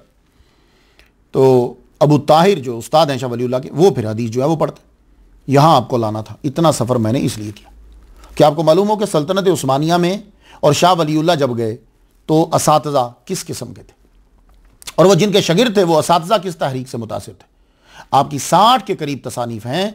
आपको तसव्वुफ से कितना लगाव था यह अंदाज़ा इस बात से लगा लो कि आपके गहरे दोस्त उस्ताजुल कबीर आरिफ बिल्ला शेख अब्दुल गनी बिन इस्माइल नाबुलूसी हनफी रहमतुल्लाह अलैह, शेख हसन बिन अली के। अब आ जाइए, मैं आपको ले आया ना वहाँ जहाँ लाना था, शेख अबू ताहिर मोहम्मद बिन इब्राहिम कुर्दी रहमतुल्लाह अलैह। ये हैं शाह वलीउल्लाह के उस्ताद। असल ये बयाक वक्त जामे माकूल, शेखुल फ़िक़्ह, शेखुल हदीस व तफसीर वल क़िराअत। तसव्वुफ़ में इन्होंने खिरका अपने वालिद गिरामी शेख इब्राहिम कुर्दी रहमतुल्लाह अलैह से लिया और ये शाफ़ई फ़िक़्ह के पैरोकार थे। हदीस और फ़िक़्ह में महारत तामा रखते थे। 2 साल तक गौस पाक के दरबार में रहे ये इब्राहिम कुर्दी रहमतुल्लाह अलैह, जो यानी शेख अबू ताहिर के वालिद गिरामी जो हैं उनकी बात मैं कर रहा हूं। 2 साल तक गौस पाक के दरबार में रहे। शाम 4 साल गुजारे इन्होंने। फिर वहां से मिस्र से होते हुए हरमैन में आए, मौजूदा सऊदी अरब में। शेख अहमद कशाशी से हदीस की रिवायत ली। मैं बयान कर रहा हूं ना, मैं इसलिए उनके नाम बयान किए थे कि आगे आएंगे ये। उनसे हदीस की रिवायत ली। आप कलाम सूफिया को हुकामा की तहकीक पर तरजीह देते थे और फरमाते थे ये फलासिफा गिरते पड़ते हक के करीब तो पहुंच गए लेकिन उन तक रसाई नहीं हुई। 1071 हिजरी में इनका विसाल हुआ। आप भी यानी शेख अबू ताहिर के ये अब्बा, ये भी वहदतुल वजूद के कायल और इब्ने अरबी के मुहिब थे। ये शेख अबू ताहिर मदीना में ही पैदा हुए। आप एक अरसा खिलाफत उस्मानिया की तरफ से मदीना मुनव्वरा शाफ़ई मसलक के मुफ्ती रहे। शेख अहमद कशाशी आरिफ बिल्ला मुफ्ती मक्का और मदीना आपके नाना थे। ये मैं उनको इंडिपेंडेंट बयान कराया फिर आगे ताकि आपको पता चलता रहे। तो सबसे बड़े जो उस्ताद थे वो इनके नाना थे। वालिद ग्रामी की वजह से आपको बड़े बड़े शेख अबू ताहिर मोहम्मद को बड़े बड़े असातिज़ा के पास बैठने का मौका मिला। आपने शेख अब्दुल्ला बिन सालिम बसरी रहमतुल्लाह अलैह से मुस्नद इमाम अहमद बिन हंबल पढ़ी सिर्फ 2 माह के अंदर। जब शाह वलीउल्लाह शेख अबू ताहिर रहमतुल्लाह अलैह के हल्का में बैठे तो उस वक्त इनकी उम्र तकरीबन 62 साल थी। शाह वलीउल्लाह ने उनको उस्ताद माना क्योंकि उस वक्त हदीस के उलूम में इनसे बढ़कर मक्का मदीना में कोई नहीं था। इनसे 50 मजालिस में बुखारी शरीफ पढ़ी, कुछ सुनकर कुछ सुनाकर। दारमी शरीफ महराब उस्मानी के करीब 8 जलसों में समात फरमाई शाह वलीउल्लाह ने और बकिया कुतब का एक एक सबक पढ़कर मुकम्मल इजाज़त ली। हाज़ा रहमतुम मिन रब्बी, मुझे भी ये इजाज़त शेखुल इस्लाम औलाद गौस पाक शाह सैयद शाह तुराबुल हक कादरी रहमतुल्लाह अलैह से है हदीस मुबारक की, और सिहा सित्ता की इजाज़त मुझे शेखुल हदीस व तफसीर हज़रत अल्लामा ज़ियाउल मुस्तफ़ा अमजदी मद्दज़िल्लहु से है मुझे। हाज़ा रहमतुम मिन रब्बी। तो शाह वलीउल्लाह रहमतुल्लाह अलैह ने तमाम सलासिल की इजाज़त मसलन शत्तारिया, सोरावर्दिया, कुबराविया, शाजलिया, रिफाइया, हद्दादिया, मदनिया शेख अबू ताहिर से ली। ये मैं क्यों बयान कर रहा हूं आपको, ये आपको बार बार सुनना पड़ेगा, एक बार नहीं। ये इसलिए बता रहा हूं कि जो ये कहा गया कि शाह वलीउल्लाह जब हज करके आए तो बदल गए थे, ये इतनी लंबी बात मुझे इसलिए करनी पड़ रही है कि वो बदल कैसे गए थे। उनके उस्ताद तो शेख अबू ताहिर हैं, तो शेख अबू ताहिर जो हैं वो किसके नवासे हैं, किसके शागिर्द हैं, किसके पास बैठे हैं, वो बता रहा हूं मैं आपको, उसी का तो असर होगा ना। तो शेख अबू ताहिर खुद बहुत बड़े सूफी, और तसव्वुफ का कितना गलबा था कि शाह वलीउल्लाह ने मिंबर मुस्तफ़ा के करीब इनसे खिरका लिया, ये जो जुबा हमें मिलता है, और कुल्ला मुबारक उनसे लिया। और तसव्वुफ का कितना गलबा था कि सऊदी अरब में शाह वलीउल्लाह ने अपने हाथ की लिखी हुई किताब अल कौलुल जमील अपने उस्ताद शेख अबू ताहिर शेखुल हदीस व तफसीर उस्ताजुल हरमैन अबू ताहिर कुर्दी रहमतुल्लाह अलैह को पेश की। अल कौलुल जमील पेश की उनको, वहां इंडिया से लिख के लेके गए थे, वहां पेश की। तो ये किताब तसव्वुफ का खजाना है, इसकी 11 फसलें हैं। बायत क्यों की जाती है इसके अंदर उन्होंने लिखा, बायत करना नबी की सुन्नत, सालिकीन की तरबियत कैसे करनी है इसमें लिखा, मशाइख कादरिया के अशगाल वज़ाइफ तरीका मुराकबा लिखा। 6ठी फसल में नक्शबंदिया मशाइख के अशगाल लिखे। इस फसल में अशगाल के अलावा दिल का हाल मालूम करने का तरीका, मुस्तकबिल के वाक़यात मालूम करने का तरीका इसमें बताया गया है। 8वीं फसल में वो अमाल के जिनका तजर्बा किया गया वो बताए गए, जो आपका खानदान करता था। रिस्क बढ़ाने के लिए एक जबरदस्त वजीफा शाह वलीउल्लाह ने बताया कि जो उनके वालिद ग्रामी शाह अब्दुर रहीम ने उनको बताया था कि 1100 बार रोजाना या मुगनियो और 40 बार सूरह मुज़म्मिल, ना हो सके तो 11 बार मुज़म्मिल, ये उसके अंदर लिखे हुए हैं। मरीज के लिए फजर की सुन्नत के बाद 41 बार फातिहा पढ़कर पानी पे दम करो, अल्लाह ताला शिफा दे देगा, ये इस किताब में लिखा हुआ है। तावीज़ के बारे में इस किताब में लिखा हुआ है, जो किताब उन्होंने जाकर मक्का और मदीना के सबसे बड़े उस्ताद को दी। सुनते जाइए जरा गौर से।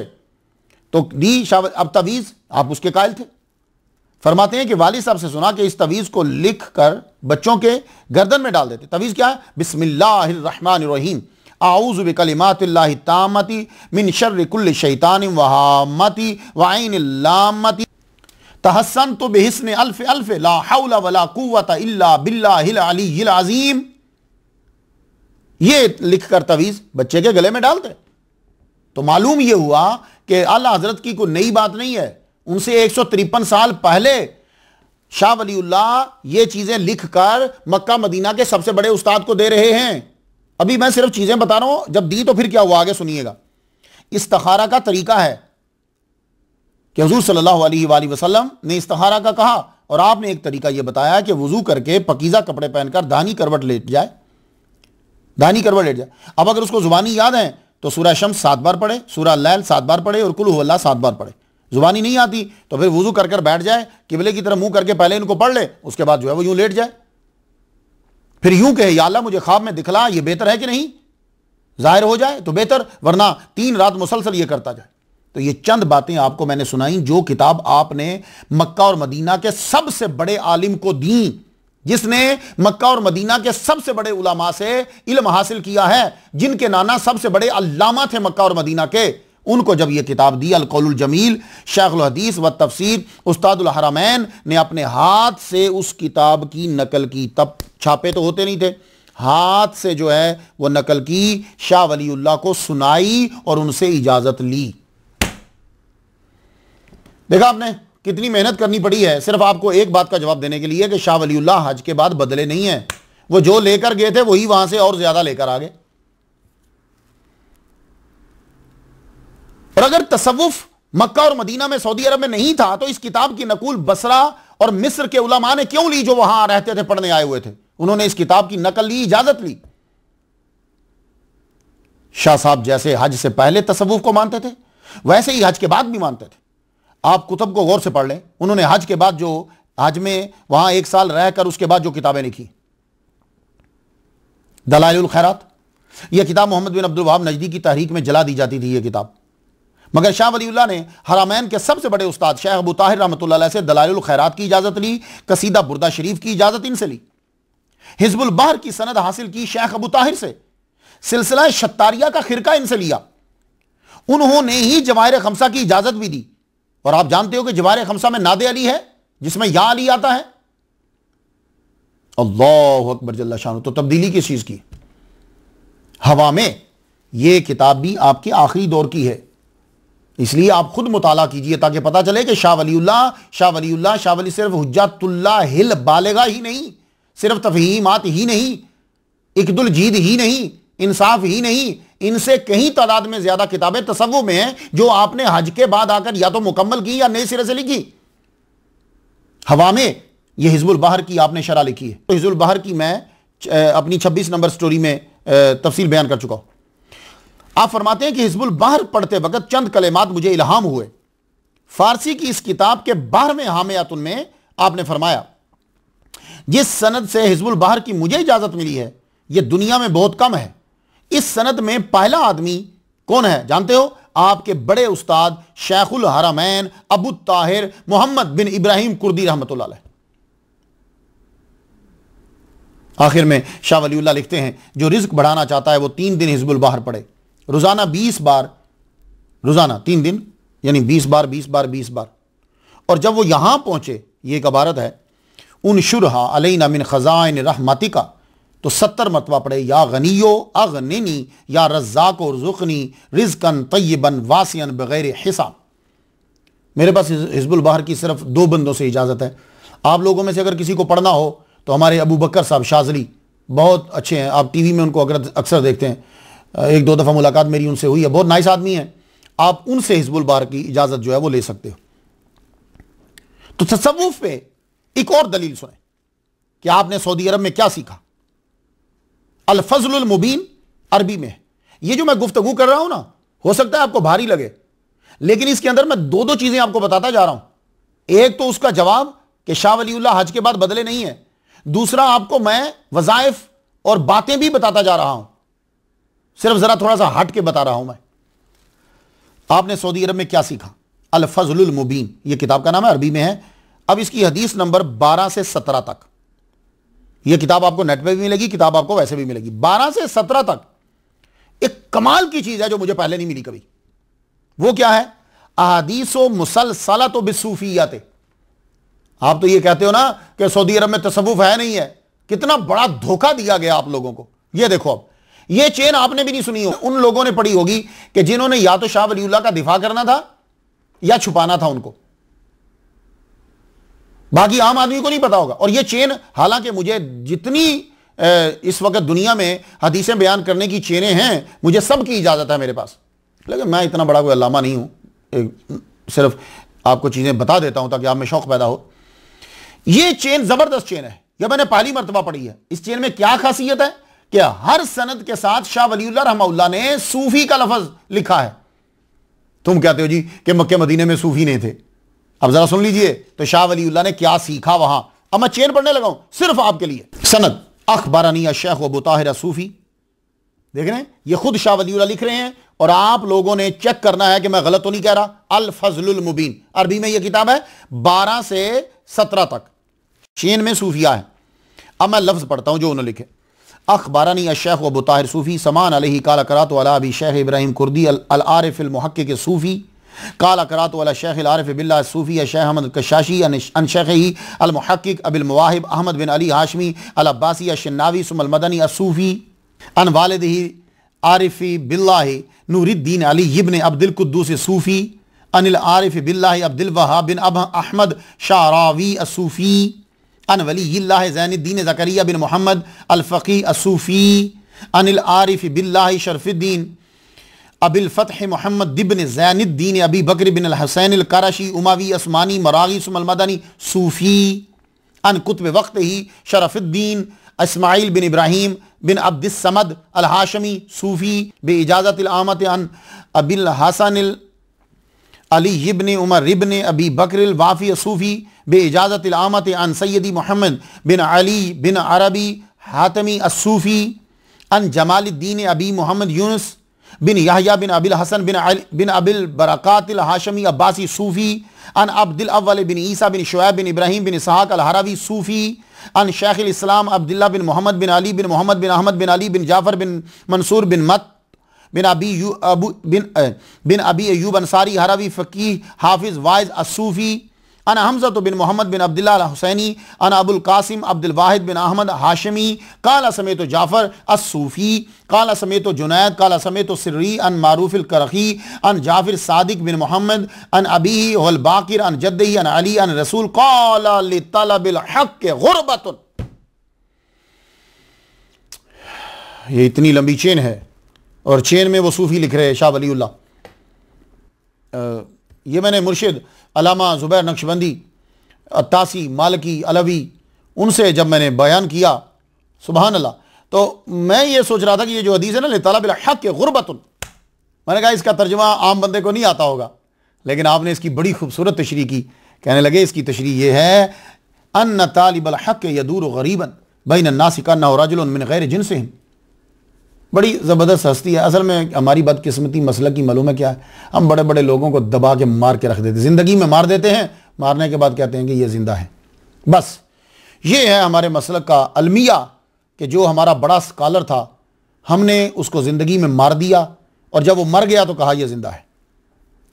कितने स्कॉलर हैं हमारे पास, डॉक्टर अलामा आसिफ अशरफ जलाली साहब हैं, हमारे पास खादिम हुसैन रिजवी साहब हैं, हमारे पास साकिब शामी साहब हैं। ये कितने कितने बड़े मुहक्किक हैं कि जिनकी तकरीरें सुनकर आप अल्लामा बन सकते हो। अभी मेरी हाल ही में बात हुई, कनाडा में तशरीफ लाए हुए थे साकिब शामी साहब, बड़ी तहकीक है उनकी, इंग्लिश अरबी यूं बोलते हैं कि जैसे मादरी जुबान है उनकी, और कंजुल हुदा चला रहे हैं, तो लड़के माशाल्लाह दीवाने हैं उनके, और होना भी चाहिए।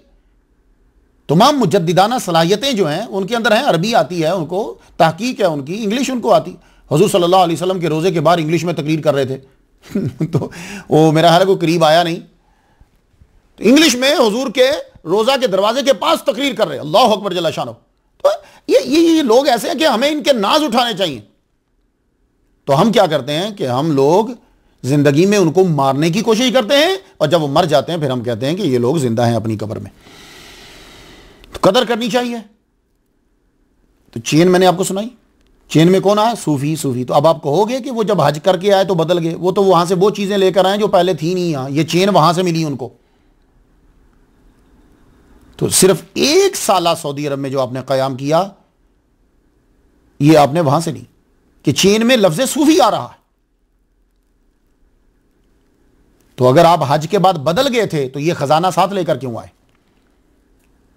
अहले बैत से आप मोहब्बत करते थे। अल फज़लुल मुबीन 24वां नंबर ये हदीस का है।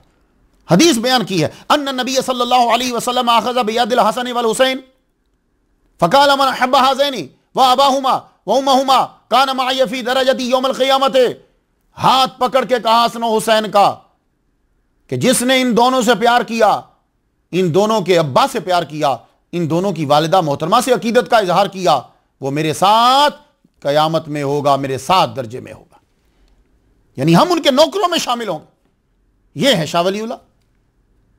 तो क्या 10 मुहर्रम को अकीदत का इजहार हो रहा है? नहीं हो रहा ना। मौला अली को माना जा रहा है? नहीं। अब इज्तिमाई जिक्र आप लेकर आए, अल फज़लुल मुबीन, आप जरा ज़हन में रखिएगा, इज्तिमाई जिक्र के आप कायल थे। शाह वलीउल्लाह हदीस नंबर 37 पे अपने उस्ताद अबू ताहिर कुर्दी से रिवायत करते हैं, हुजूर सल्लल्लाहु अलैहि वसल्लम ने फरमाया मजतमा कौमुन अला ज़िक्रिल्लाह इल्ला खफ़्फ़तहुमुल मलाइकतु व गाशियतहुमुर रहमा। जब कौम मिलकर जिक्र कर रही होती है तो फिर फरिश्ते जो हैं वो उनको छुपा लेते हैं, रहमत ढांप लेती है उनको। आप जानते हो कि उन्होंने सऊदी अरब में क़याम के दौरान क्या हासिल किया? एक और किताब आपने वापस आकर लिखी, उसका नाम है अद-दुरूस समीन। अब उससे कुछ सुन लीजिए, आपको अकीदा भी वाज़ेह हो जाए और मैं किताबें भी बताता जा रहा हूं आपको। इसमें काफी चीजों का आपने तज़किरा किया जो आप वहां से लेकर आए। ये किताब अरबी में है, इसका खुतबा आपने शुरू किया तो यूं है अल्हम्दुलिल्लाहिल्लज़ी रफ़ा क़द्र नबिय्यिहिल मुस्तफ़ा सल्लल्लाहु अलैहि वसल्लम फ़हर्रम अला शैतानी अन यतमस्सल बिही फ़मन राहु फ़क़द रअल हक़। जब आदमी खुतबा लिखता है तो फुल जोर लगाता है आदमी, किताब का खुतबा हो या तकरीर का खुतबा हो, मुकर्रिर और मुहर्रिर का फुल जोर लगता है। तो ये खुतबे में लिख रहे हैं कि अल्लाह ने हराम कर दिया शैतान पर कि वो मोहम्मद मुस्तफ़ा की मिसल बने, जिसने उनको देखा उन्हीं को देखा। क्यों? इसलिए कि इस किताब के अंदर आपने मुशाहदात ही तो लिखने हैं आगे। तो हकीकत में यह किताब भी तसव्वुफ पे ही है, क्योंकि आपने इसके खुतबे में लिखा हाज़िही अर्बऊन हदीसन मिन अहादीस नबी सल्लल्लाहु अलैहि वसल्लम। ये 40 हदीसें हैं जो मैंने नबी की हदीस से ली, और इसमें से जो रिवायत की गई है मिन जिहत रोया औ मिन जिहत मुशाहदा, मुशाहदात रूह हिल करीमा जमात वाफी हाज़िहिर रिसालत, मैंने इस रिसाले में जमा कर दी। अब जरा सुन लीजिए, यह जुमला जरा सुनिएगा। मिनहा, कुछ हदीसें हैं, माला वासिततुन बैनी व बैनहू, ये ऐसी बातें हैं कुछ कि मेरे और नबी के दरमियान वास्ता ही नहीं है, डायरेक्ट मैंने उनसे सुनी। व मिनहा मा यकूनु बैनी व बैनहू वासिततुन वाहिदतुन, कुछ ऐसी हैं कि मेरे और उनके दरमियान एक बंदा आता है। व मिनहा मा यकूनु बैनी व बैनहू वासिततान, कुछ ऐसी हैं कि मेरे और उनके दरमियान 2 वास्ते आते हैं या जायद आते हैं। तो यह भी आपने रिसाला उस क़याम के दौरान ही लिखा है, वहीं से लेकर आए ये सब कुछ।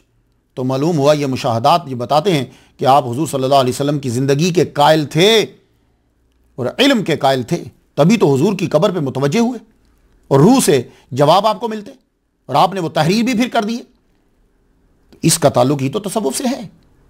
इस किताब में तसव्वुफ की वो बातें हैं जो बातें आपने अपने उस्ताद शेखुल हरमैन से सीखी। तो मालूम हुआ हज के बाद आपकी सोच हुवैसराना नहीं हुई, सूफियाना ही रही है। इस किताब से अल-हादी व सलासून हदीस जो है वो सुने जरा, तो फैसला जो है वो आप करना है। आपने या रसूलुल्लाह पुकारना शाह वलीउल्लाह के नज़दीक कैसा है, ये आप वहां से सबक लेकर आए। अबू ताहिर ने अल कशाशी से सुना, ये नाना लगते हैं उनके, राइट, सबसे बड़े उस्ताद मक्का मदीना के। उन्होंने अपनी मुश्किल में हुजूर सल्लल्लाहु अलैहि वसल्लम को खत लिखा, अपनी मुश्किल में खत लिखा। और खत क्या है? फी बाज़े हाजाते ही या रसूलल्लाह अंत अक़रबु इलैया मिन्नी अम हाज़ा, तो अपनी एक हाजत में यह खत लिखा, खत में या रसूलल्लाह कहकर खत सरकार के रोजे के पास रखा, या रसूलल्लाह आप मेरे ज्यादा करीब हो या ये मेरी मुश्किल। तो पता यह चला अबू ताहिर कुर्दी रहमतुल्लाह अलैह का अकीदा हुजूर जिंदा है, या रसूलल्लाह कहना जायज़ है। उनके अब्बा का अकीदा, क्योंकि अब्बा से ही तो रिवायत आ रही है, अब्बा का अकीदा, और आगे वो नाना लगे सबसे बड़े उस्ताद। देखो मैं अपनी तरफ से कोई बात नहीं कर रहा, लेकिन इसका मतलब ये नहीं कि आप गालियां दें या डिसलाइक करें, थोड़ा सा तहकीक भी तो करनी चाहिए ना। अल हदीस, ये 14वीं हदीस क्या है? अखबारानी वालिदी अन्नहु रान नबी सल्लल्लाहु अलैहि वसल्लम फिल मनामे फबायाहु वलक्कनाहु नफिया वल इसबाता अला तरीक़त सूफिया। मुझे मेरे वालिद ने खबर दी कि उन्होंने हुजूर को देखा नींद में, बायत की, और उन्होंने तलकीन की ला इलाहा इल्लल्लाह, इसको नफी इसबात कहते हैं, ला इलाहा इल्लल्लाह अला तरीक़त सूफिया, सूफिया के तरीका पर। ये वो वहाँ ये बातें उन्होंने उसमें लिखी। तो ये अद-दुर्र-उस-समीन जो है, ये आपने कीमती मोती जो है ये हरमैन से वापसी पे लिखी है। इस किताब के अंदर आपने 3 अहादीस और बयान की हैं जिनकी चेन में रतन आते हैं, रतन हिंदी। अब ये रतन हिंदी कौन है? इनका जिक्र अल्लामा हाफिज इब्न हजर अस्कलानी रहमतुल्लाह अलैह ने अला साबा जिल्द अव्वल बाब रा के बाद ता में किया है, तफसील के साथ किया है, आप वहां पढ़ लीजिएगा। अलाउद्दीन सिमनानी ने फसलुल खिताब में किया है, शाह वलीउल्लाह ने अद-दुर्र-उस-समीन में किया है। 3 हदीस ली हैं। शाहुल हदीस व तफसीर इब्नुल कुतुब मुफ्ती मोहम्मद फैज़ अहमद ओवैसी इन्होंने जिक्र किया है हिंदो पाक निगाह नबूवत में। तो ये इनका जिक्र है, लेकिन अल्लामा ज़हाबी को इख्तलाफ है कुछ। मुझे शाह वलीउल्लाह ने क्यों नाम लिया है, मुझे उस हवाले से बात करना है कि आप जाने कि रतन हिंदी कौन है। रतन हिंदी का नाम कुछ यूं लिखा गया है, रतन बिन साहूग बिन किरबाल, नहीं किरपाल, क्योंकि पानी होती ना अरबी में, तो किरपाल। आप भटिंडा के रहने वाले थे, खानदान का पेशा जो है वो तिजारत था। ये लोग हिंदुस्तान से लौंग, अदरक, औदे हिंदी, सागवान, इलायची लेकर अरब इलाकों में जाते थे, क्योंकि यहाँ की ये चीज़ें वहाँ बड़ी मशहूर थी। हाफिज इब्न हजर अस्कलानी रहमतुल्लाह अलैह ने तफसील से गुफ्तगू की है, मैं आपको सिर्फ खुलासा सुनाऊंगा, मैं इख्तलाफात में डिटेल में ज़्यादा नहीं जाऊँगा। काजी नूरुद्दीन के दादा हसन बिन मोहम्मद की उम्र जो है वो 17 साल थी। ये अपने चचा और बाप के साथ खुरासान से होते हुए हिंदुस्तान आए। वहाँ के ताजिर यहाँ कपड़ा लाते थे, यहाँ से ये चीज़ें मसाले लेकर वहाँ जाते थे, तो चलता रहता था सिलसिला। ये कहते हैं कि हम एक जगह रुके तो एकदम से हिंदुस्तान में जब हम आए, लोगों का शोर उठा, जिस जगह हमने पड़ाव किया था तो शोर उठा, तो हम उस शोर की जानिब जो है वो बढ़े, तो पता चला कि वो एक बहुत बड़ा दरख्त है, उस दरख्त में एक जंबील है। तो हमने पूछा भाई ये जंबील में क्या है? कहने लगे कि इसके अंदर एक बाबा जी हैं, जिनकी उम्र 600 साल से ज़्यादा है। वो बाबा जी साहबी हैं। हमने गुजारिश की कि हम भी ज़ियारत करना चाहते हैं। उन्होंने ज़ंबील को नीचे किया। उसको जब खोला तो अंदर देखा हमने कि वो बाबा जी को रूई के अंदर यूं रखा हुआ है जैसे परिंदे का बच्चा होता है ना, तो उसको घोंसले के अंदर आप रखते हैं, यूं रखा हुआ। तो हमने कहा कि हम बात करना चाहते हैं। वो उस वक्त इतना ऊंचा बोल नहीं सकते थे। जो है वो रिश्तेदार महमूद बेटा, हमने उन्हें अपना तारुफ करवाया तो उन्होंने कान करीब करके तो ये कहते हैं कि हम देख रहे हैं। उनसे पूछा, जी ये कुछ बंदे आए हैं, शुरफा हैं, सादात हैं, तो ये आपसे पूछना चाहते हैं कि आप सहाबी हैं, आप हुजूर से कैसे मिले? तो उन्होंने फिर अपनी स्टोरी सुनाई। स्टोरी समाप्त कर लीजिए। ट्रांसलेशन कर रहे हैं महमूद साहब, उनके बेटे जो हैं, वो लब हिला रहे हैं, आवाज इतनी ऊंची नहीं। कहते हैं कि मेरी उम्र जो है को 20 के करीब होगी, ठीक ठाक मुझे अल्लाह ने कद दिया। हम यहां से जाते थे, मैं अपने अब्बा के साथ गया। उस वक्त जिस जगह में मैं गया उसे मक्का कहते। मैं वहां जब गुजर रहा था, बारिश इतनी शदीद थी कि बारिश का पानी यूं बह रहा था बुलंदी से नीचे आकर कि जैसे वो नाला बन गया। ऊंट खड़े थे वहां और एक लड़का जो है, उम्र उसकी छोटी, उसको मुश्किल पेश आ रही थी पानी क्रॉस करने में भी और ऊंट के चढ़ने में भी, क्योंकि नीचे पानी ही पानी था, ऊंट नीचे बैठ नहीं रहा। तो कहते हैं कि मैंने उस लड़के को अपने कंधे पे सवार किया और कहा कि यहां पांव रखकर आप अपने ऊंट पे सवार हो जाइए और चले जाइए। वो जब सवार हो गए, उन्होंने मुझे दुआ दी। वो अल्फाज मैंने पहले कभी नहीं सुने। कहा अल्लाह बरकत दे, अल्लाह बरकत दे। वो चले गए। कहने लगे मैं तिजारत माल बेचकर कुछ माल लेकर मैं वापस आ गया। काफी अरसा जो है वो यहां गुजर गया। फिर एक मरतबा मैं अपने घर में बैठा हुआ था तो मैं क्या देखता हूं, रात का टाइम है और आपको मालूम है कि सऊदी अरब और इंडिया 2 घंटे 30 मिनट का फर्क है, ये बिहाइंड है। तो मैं देखता हूं कि चांद टूटा है, उसका एक टुकड़ा मशरिक की तरफ हो गया, एक टुकड़ा मगरिब की तरफ हो गया। थोड़ी देर के बाद फिर दोनों आपस में मिल गए और जुड़ गए। मैं इस वाकया को देखकर बड़ा हैरान हुआ। जुस्तजू हुई कि किससे पूछूंगा यह वाकया क्यों हुआ। यहां का तो कोई जवाब न दे पाया। फिर एक काफिला आया ताजिरों का वहां से, जो अरबी थे। मैंने उनसे पूछा तो उन्होंने बताया कि हां, मक्का में एक साहब ने नबूवत का दावा किया है। वो कहते हैं कि मैं नबी हूं और यह मौजज़ा उन्हीं से सरजद हुआ है। तो बहुत सारे लोग जो हैं इस मौजज़े को देखकर मुसलमान हुए। तो कहते हैं रतन हिंदी ने कहा कि मुझ में शौक पैदा हुआ, तो मैं फिर यहां से चल पड़ा। सामान्य तिजारत कुछ लिया, बेचता हुआ मैं वहां मक्के पहुंच गया। मक्के जब पहुंचा तो मैंने पूछा, भाई नबूवत का दावा किसने किया है? मुझे उनकी जगह बताई गई। मैं वहां पहुंचा। जब मैं पहुंचा, मैं पास बैठ गया। उस वक्त आपके चंद दोस्त भी बैठे हुए थे। करीब ही आपके पास खजूरों का तश जो है वो पड़ा हुआ था। मैं जब करीब गया, बातचीत हुई, तो खुद ही मेरी जानी मुतवज्जे होकर कहने लगे, तुम मुझे पहचानते हो? मैंने कहा नहीं, मैं तो नहीं पहचानता, क्योंकि हुजूर सल्लल्लाहु अलैहि वसल्लम ने जब ऐलान नबूवत किया है 40 साल के बाद, तो तब्दीली तो आ जाती है आदमी में। नहीं, मैंने आपको नहीं पहचाना। तो हुजूर सल्लल्लाहु अलैहि वसल्लम फरमाने लगे, जब आपने हमें कंधों पे बिठाकर ऊंट पे बिठाया था तो हमने आपको दुआ दी थी, याद नहीं है? ये जुमला कहना था। तो रतन हिंदी कहते हैं कि मैं आगे बढ़ा तो मैंने कहा, अशहदु अल्ला इलाहा इल्लल्लाह व अशहदु अन्नका रसूलुल्लाह, मैं गवाही देता हूं जो दूसरों ने पढ़ा मैंने भी पढ़ दिया। तो उन्होंने मुझे 6 खजूरें उठाकर दी और मेरी उम्र में बरकत की दुआ दी। तो ये तकरीबन 632 साल से ज्यादा जिंदा रहे। तो ये है रतन हिंदी का वाकया। ये वाकया मुझे इसलिए सुनाना पड़ा कि वो रतन बाबा कौन हैं जो शाह वलीउल्लाह की चेन में आते हैं। देखा मेरे सामईन, अब आपका लेवल जो है वो पीएचडी के बराबर चला गया है। अब आप वाकयात और उसमें नहीं, आपने तसव्वुफ में आगे बढ़ना है, इतराजात के जवाब देने हैं, बड़े बड़े लोगों की बातों को समझना है आपने। शाह वलीउल्लाह ने 1 साल क़याम के दौरान क्या हासिल किया, उसका सबूत आपको एक और किताब में मिल जाएगा। उस किताब का नाम है फ़ुयूज़ुल हरमैन। क्योंकि जब आदमी में तब्दीली आती है तो उसकी तहरीर में, तकरीर दोनों में तब्दीली आती है। तो ये सारी किताबें जो मैं आपको बता रहा हूं, ये हज के बाद की हैं और ये चीजें आपने वहां से सीखी और आकर लिखी। लो, फ़ुयूज़ुल हरमैन, मक्के और मदीना के बरक़ात। ये किताब भी तसव्वुफ़ से भरी पड़ी है। मालूम हुआ कि आपके अंदर हज के बाद तसव्वुफ़ की मुखालफत पैदा नहीं हुई और ना ही किसी हुवैसराना तहरीक का असर हुआ आप पर। अब मैं फ़ुयूज़ुल हरमैन से बताना चाहता हूं, इससे आपको अकीदा पता चलता जाएगा, उस सवाल का जवाब भी पता चलता जाएगा और बातें भी पता चलती जाएंगी और सीरत भी साथ साथ चल रही है। तो फ्यूजुल हरमैन में क्या लिखा आपने? कहा कि जो शायर अल्लाह हैं मैंने उनका मुशाहिदा किया। क्या शायर अल्लाह जो मुकर्रर हैं, जैसे सफ़ा, मरवा, हजर अस्वद है, मकाम इब्राहिम है, ये क्या है? कहते हैं कि मैंने देखा कि इनसे नूर की लपटें निकल रही हैं। और ये तो अदना आदमी भी जानता है ना कि शायर अल्लाह कौन है। इन्ना सफ़ा वल मरवा मिन शायर अल्लाह, ये पहाड़ी है, अल्लाह की निशानी है।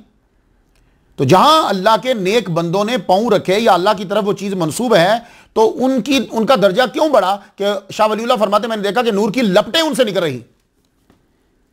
पांचवा मुशाहिदा इसमें लिखते हैं कि जो माला साफिल के फरिश्तों का सा कमाल हासिल करना चाहता है तो सख्ती से तहारत की पाबंदी करे और उन कदीम मसाजिद में जाए जहां औलिया की जमातों ने नमाज पढ़ी है, कसरत से नमाज पढ़े और कुरान की तिलावत करे। पता चला कि आप निस्बत के कायल हैं, कि यानी ढूंढे कि वो मसाजिद कहां हैं जहां जाकर औलिया ने नमाजें पढ़ी हैं। तो अब मैं जब बाबा फरीदुद्दीन गंजे शक्कर रहमतुल्लाह अलैह की कब्र पर गया तो साथ मस्जिद औलिया है, मैंने वहां नवाफिल पढ़े। क्यों? शाह वलीउल्लाह ने कहा हुआ है कि अगर ये तुम चाहते हो कि तुम्हारे अंदर फरिश्तों के से कमाल पैदा हो जाएं, वो फरिश्ते के जो यहां रहते हैं जमीन पे, तो फिर तुम तहारत पाबंदी करो और वहां जाकर नमाज पढ़ने की कोशिश करो जहां औलिया कराम की जमातों ने नमाजें पढ़ी हैं। तो आला हजरत ने कौन सी नई बात की है? 153 साल पहले तो ये लिख रहे हैं। फ्यूजुल हरमैन, ये किताब भी आपके घर में होनी चाहिए। आठवें मुशाहिदे में क्या लिखा? आप हज करने और हज में भी कब्रें ढूंढ रहे हैं। कब्रें कहां हैं?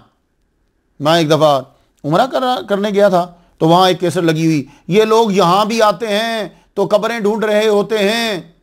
अब शाह वलीउल्लाह जब गए तो कब्रें ढूंढ रहे, वहां 1144 में कब्रें ढूंढ रहे। तो आप लिखते हैं कि मैं शुहदाए बदर की कब्रों पे पहले गया।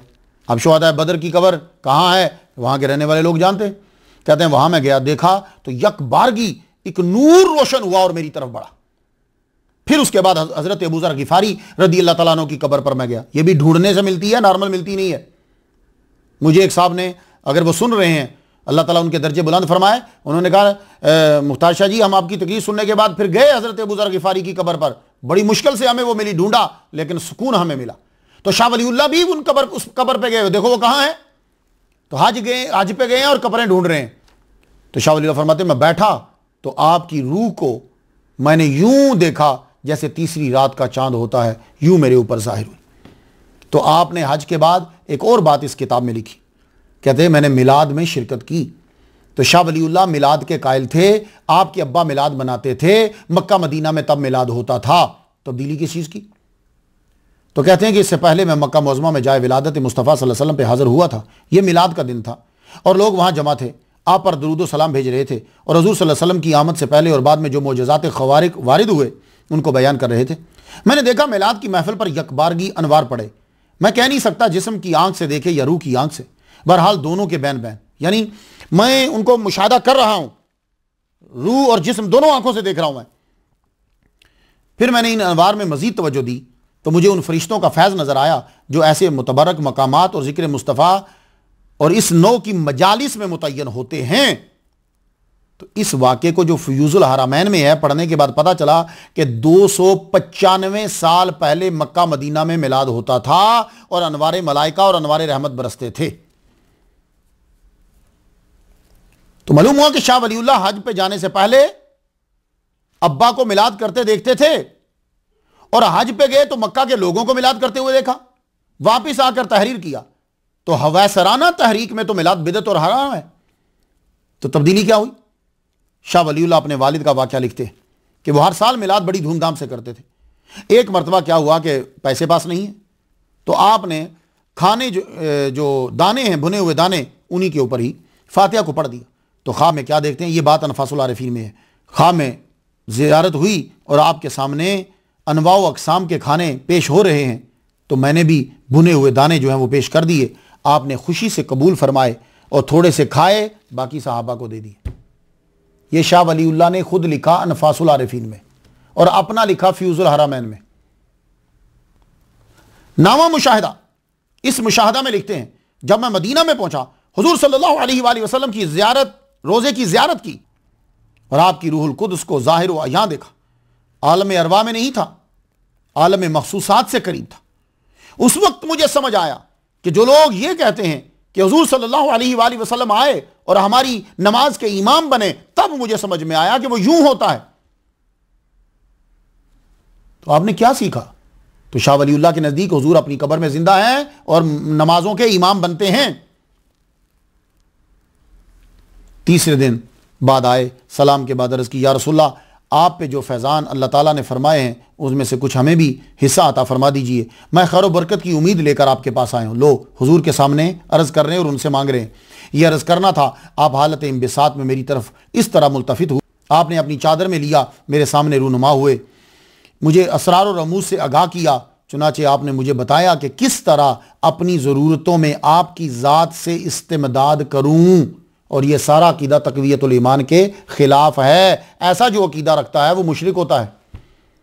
तो आपने हज के बाद क्या सीखा कि नबी की ज़ात से किस तरह फ़ायदा लेना है, मदद कैसे मांगनी है, यह आपने सीखा हज में, और यह आकर आपने किताब में बयान कर दिया। 15वां मुशाहिदा क्या है? मैंने हुजूर सल्लल्लाहु अलैहि वसल्लम की ज़ात अक़दस से कसब फैज़ किया तो इससे मेरे नफ्स में बड़ी वुसअत पैदा होगी। 20वें मुशाहिदा में लिखा, रोज़ा रसूल और मिंबर रसूल के दरमियान की जगह जन्नत का बगीचा है, और वहां सबसे बढ़कर अनवार जो हैं वो पढ़ते हैं। जो वहां नमाज पढ़ता है वो नूर के समंदर में गर्क हो जाता है। 22वां मुशाहिदा देख लीजिए। हजरत अली इस उम्मत के पहले सूफी हैं। इसमें लिखा आपने, पहले मजजूब और पहले आरिफ है। ये कमालात आपके अलावा किसी और में नहीं है। जो उलमा मारफ नबूवत पे नजर रखते हैं वो शुरू से हजरत अबू बकर, हजरत उमर की फजीलत के कायल हैं, और जो उलमा मारफ विलायत पे नजर रखते हैं वो हजरत अली को अफजल मानते हैं। ये किताब जिसके कुछ हवालाजात मैंने आपको दिए हैं, ये आपने वहीं शुरू की थी, रमजान 1144 में मक्का में लिखनी शुरू की, और यहां आकर आपने मुकम्मल की। तो हज के बाद तब्दीली क्या हुई? तो ये जो शोशा छोड़ा गया था कि हज के बाद वो तब्दील हो गए थे, ये सिर्फ इसलिए छोड़ना पड़ा कि वो दादा हैं शाह इस्माइल के, जिन्होंने तक़वियतुल ईमान लिखकर पूरे हिंदुस्तान को मुशरिक करार दिया था, और जिनकी तलीमात टोटली उलट थी शाह वलीउल्लाह, शाह अब्दुर रहीम और उनके पूरे ख़ानदान की, और हिजाज मक्का मदीना के उलमा के। एक किताब आपकी और है जो तसव्वुफ के रंग में रंगी हुई, इल्ताफुल कुद्स, फारसी जुबान में, ये भी तसव्वुफ में। इसमें उन इल्हामात का तज़किरा फरमाया जो आपको वक्तन फ़वक्तन हुए। हमात फारसी में है, 1148 हिजरी में ये आपने सऊदी अरब में 1 साल क़याम के 4 साल बाद वापस हिंदुस्तान में लिखी। ये भी तसव्वुफ पे है। इसमें सालिक की रहनुमाई से आगाज़ किया और इल्हामात का जिक्र किया है। इंतिबाह फ़ी सलासिल औलिया 1160 हिजरी, हज के आने के बाद आपने मुकम्मल की है। ये भी असल में सूफिया औलिया के सलासिल और बायत व खिरका के बारे में है।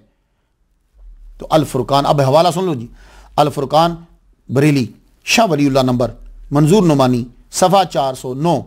मंजूर नुमानी साहब लिखते हैं, अल कौलुल जमील, इंतिबाह फ़ी सलासिल औलिया, इल्ताफुल कुद्स, सतात, हमात, लम्हात, ये सब रसाइल तसव्वुफ से मुतल्लिक हैं। ये सबसे पहले शाह रफ़ीउद्दीन के पोते ने इनको छपवाया था। तब मैं हवाला देने को ये ना कह रही उनकी किताबें ही नहीं हैं। तो ये बीच में गुफ्तगू इसलिए करनी पड़ी कि आपको मालूम हो जाए कि शाह वलीउल्लाह का अकीदा क्या था, आपने हज पर क्या सीखा, तब हिजाज में क्या अकीदा था। क्योंकि आपके आबा अजदाद के तरीके के खिलाफ हरमैन में था ही नहीं कुछ, इसलिए तब्दील क्या होता। आपके असातिज़ा सब सूफ़ी, आपने तसव्वुफ में ही साल गुजार दिया, हर उस्ताद सूफ़ी, और हुज़ूर सल्लल्लाहु अलैहि वसल्लम की हयात का कायल। आपने अपने एक और उस्ताद शेख ताजुद्दीन कलाई हनफी रहमतुल्लाह अलैह का जिक्र किया। आप इनके हल्का में भी बैठे। ये मक्का मुकरमा के मुफ्ती थे। शेख ईसा मगरबी रहमतुल्लाह से कम सिनी में ही इनके वालिद ने इनके लिए तिरमिज़ी की इजाज़त ले ली थी। लो, वो मैं पीछे जिक्र कर रहा हूँ, शेख ईसा मगरबी। शाह वलीउल्लाह कि ये उस्ताद शेख ताजुद्दीन की अजमत का अंदाज़ा इससे लगा लें कि आपके हदीस के उस्ताद शेख अब्दुल्ला बिन सालिम बसरी हैं। आपके हदीस के उस्ताद शेख अब्दुल्ला बिन सालिम बसरी हैं। शाह वलीउल्लाह के ये उस्ताद शेख अहमद कत्तान के वसाल के बाद तमाम उलमा के इसरार पर हर में काबा में मालिकी मसलक की मसनद पर बैठे और दरस हदीस देते थे। आपने बुखारी का दरस वहीं से देना शुरू किया जहां से आपके उस्ताद छोड़ गए थे। तो शाह वलीउल्लाह ने सऊदी अरब के 1 साल क़याम के दौरान इनसे भी इस्तिफ़ादा किया। इनसे एक वाक़या सुनाते हैं कि उस्ताद शेख ताजुद्दीन सख्त बीमार हो गए। बीमारी इतनी तवील हो गई कि हाथ हिलाने की सकत ना रही। ख़्वाब में देखा कि कोई कह रहा है कि एक मुर्गा पकाओ और उसके ऊपर पूरा कुरान मजीद पढ़ो, वो यखनी इनको पिलाओ, ये ठीक हो जाएंगे। शेख ताजुद्दीन ने जब ख्वाब देखा तो सुबह उठे तो इतनी कमज़ोरी है, कैसे उठते कैसे बनाते। तो कहते हैं कि फिर रात हो गई, मैं सो गया तो इमाम बुखारी रहमतुल्लाह अलैह का दीदार हुआ। इमाम बुखारी तशरीफ़ लाए, कहने लगे तुम दरसे हदीस देते हो, मैं तुम्हारे लिए पकाता हूँ। मुर्गा पकाया और फजर का जब वक्त हुआ तो कहने लगे ये लो, मैंने पूरा कुरान भी इसके ऊपर पढ़ दिया है, अब तुम इसे जो है वो खा लो। तो कहते हैं कि मैंने जब खाया तो जब मैं फजर की नमाज के लिए उठता हूँ तो मैं देखता हूँ कि मुझ में ताकत आ चुकी है, अब मैं नमाज भी पढ़ सकता हूँ। ये इनके उस्ताद हैं शाह वलीउल्लाह के। एक और दूसरे उस्ताद जिनसे आपने हदीस जिनके हल्के में बैठे, इनसे शाह वलीउल्लाह ने सिहा सित्ता, मुअत्ता इमाम मालिक के कुछ हिस्से और मुस्नद दारमी और इमाम मोहम्मद की किताब अल आसार की समात की है इनसे। अब आप मुझे बताओ यार, हज के बाद क्या तब्दीली आई? मैं दो चीजें साथ साथ आपको देता जा रहा हूं। तो मैंने आपको उनके दौर के असातिज़ा का अकीदा मुख्तसर बयान कर दिया। शाह वलीउल्लाह ने क्या सीखा यह भी आपको दिखा दिया। शाह वलीउल्लाह पे तसव्वुफ का गलबा इसलिए था कि मक्का मुकरमा और मदीना मुनव्वरा का हर उस्ताद, शेख, मुफ्ती जो भी है वो सूफी होता था। आपका क़याम मक्का मदीना में अप्रैल 1731 ईस्वी से जून 1732 ईस्वी तक का है, जिस रोज़ आप वहाँ से अलविदाई सलाम के लिए अपने सबसे बड़े उस्ताद शेख अबू ताहिर मुफ्ती अल हरमैन शेखुल हदीस व तफसीर सूफ़ी बासिवा हज़रत अबू ताहिर बिन इब्राहीम कुर्दी की खिदमत में हाज़िर हुए तो आपने ये शेर पढ़ा, नसी तो कुल्ला तरीक इन कुन तो आरिफ हो। उस्ताद जी मैं सारे रास्ते भूल गया जो मैं जानता था, बस एक रास्ता याद रहा मुझे, वो रास्ता जो ले रब-ए-कुम, रब-ए-ऐन के साथ आता है, जो आपके घर की तरफ आता है। वो दोनों रो रहे थे, शेख अबू ताहिर भी रो रहे और शाह वलीउल्लाह भी रो रहे थे। 1732 में शाह वलीउल्लाह वापस आए, मदरसा रहीमिया में दरस व तदरीस शुरू कर दी। ज़्यादातर आप दरस हदीस देते और मुराक़बा में रहते और जो ज़ाहिर होता उसको आप लिखते रहते। इसलिए आपके बेटे कहते हैं शाह अब्दुल अजीज़, मेरे अब्बा हुजूर पहले मुराक़बा करते थे, जो ज़ाहिर होता फिर उसे लिखते थे। तो हज के बाद भी आपकी किताबें तसव्वुफ़ से भरी पड़ी। शाह वलीउल्लाह पैदाइश से विसाल तक सूफ़ी ही थे। शाह वलीउल्लाह वहदतुल वजूद, फ़ना, बका, कश्फ, करामात, इल्हाम व शहादात, औलिया से मदद लेना, मिलाद, फातिहा, उर्स व नियाज़, ख़त्म ख्वाजागान, ज़ियारत कबूर, सबके कायल थे वो। शाह वलीउल्लाह ने तसव्वुफ़ पे ज़्यादा लिखा है, हज पे जाने से पहले भी और जाने के बाद भी। आपने तसव्वुफ़ के अलावा दूसरे मौज़ूआत पर भी कलम उठाया। हदीस में आपका मौक़िफ़ था कि मुअत्ता इमाम मालिक तमाम अहादीस की कुतुब की असल है, और यही इमाम शाफ़ई का भी अकीदा है। तो आप इमाम शाफ़ई की तरफ ज़्यादा झुकाव इसलिए कि आपके बड़े उस्ताद जो हैं वो भी शाफ़ई हैं। वो कहते थे कि ये सारी किताबों की असल है, इसके रावियों की तादाद कम है और उनके नज़दीक इसके रावी मोतबर हैं। क्यों? वो दलील ये देते थे कि इनके रावी ज़्यादातर वो हैं जो मदीना के आलिम हैं और हज़रत उमर रज़ी अल्लाह तआला अन्हु के फतावा और फैसलों के जानने वाले हैं। ये दलील थी उनकी। तो चूंकि शाह वलीउल्लाह खुद हज़रत उमर की औलाद में से हैं, इसलिए फ़िक़्ह उमर किताब लिख दी उन्होंने। फ़िक़्ह उमर उन्होंने चुनी, और ज़ाहिर अपने अब्बा से प्यार होता है सबको, चुनी। और वो ज़्यादातर रवायात इमाम शाफ़ई से रवायत हज़रत उमर ने यह कहा। आप इस किताब को पढ़िएगा, मैंने भी इस किताब को पढ़ा है, क्योंकि बिना देखे बयान करना मुश्किल हो जाता है। मेरा वैसे फ़िक़्ह टॉपिक नहीं है, ये तो बड़े बड़े जो असातिज़ा हैं वही आपको बता सकते हैं, जो अरबी के माहिर हैं, ये लोग आपको बताएंगे। मैंने इसका जो मुताला किया तो मुझे ये नज़र आया कि आप हर मसले की सारी रिवायात बयान कर देते हैं। जैसे हमारे उस्ताद गुलाम रसूल सईदी रहमतुल्लाह अलैह, वो भी सारी रिवायात बयान कर देते हैं, एंड निकालना मुश्किल हो जाता है। तो ये भी रवायात जो हैं वो बयान कर देते हैं। अब मैं एक मसला बयान करता हूँ रफ़ा यदैन का। भाई देखो, मैं कोई फ़िक़्ह का मसला बयान नहीं कर रहा, मैं सिर्फ एक बात बताता हूँ। अब रफ़ा यदैन आप पढ़ लीजिए, वो जो रिवायात सारी आपने लिख दी, लिखने के बाद ये नहीं बताया करें कि ना करें। तो आपके दलाइल से एंड पे यही मालूम होता है कि कभी कर लो कभी छोड़ दो। 238 के ऊपर नमाज असर के बाद कोई नफल जो है पढ़ता तो आपने लिखा कि हज़रत उमर सजा देते थे। तो आपके नज़दीक नमाज असर के बाद नफल नहीं पढ़ सकते। अब ये इमाम के पीछे सूरत फातिहा पढ़ना, ठीक है। अब आपकी मैंने ये पूरी जो है ना वो गुफ्तगू पढ़ी। अब आप रवायात में तत्बीक किस तरह देते हैं, आप जाके पढ़ लीजिएगा। कहते हैं कि इमाम के पीछे मुक्तदी सूरत फातिहा पढ़ सकता है। कब?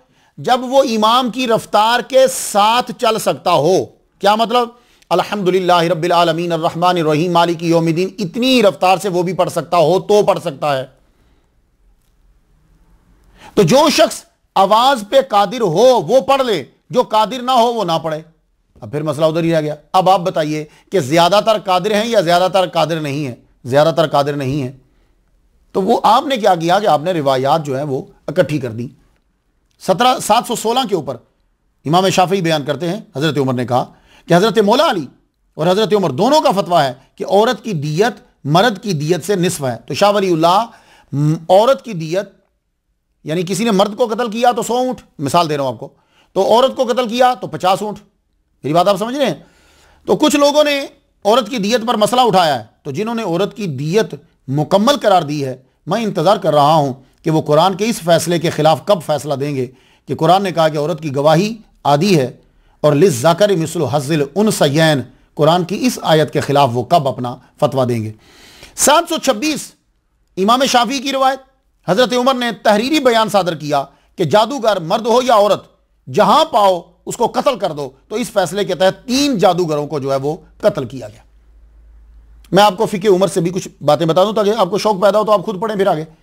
745 फिके उमर के अंदर हजरत शाह वलीउल्लाह हुजूर सल्लल्लाहु अलैहि वसल्लम के गैब का वाक़या लिखते। मालूम हुआ कि आप उनके गैब के कायल थे। अमवाले मनकूला की तकसीम, ये बाब है उसका, इसका खुलासा सुन लीजिए। मदाइन की फतह हुई, माले गनीमत आया, खजाना ज़बरदस्त।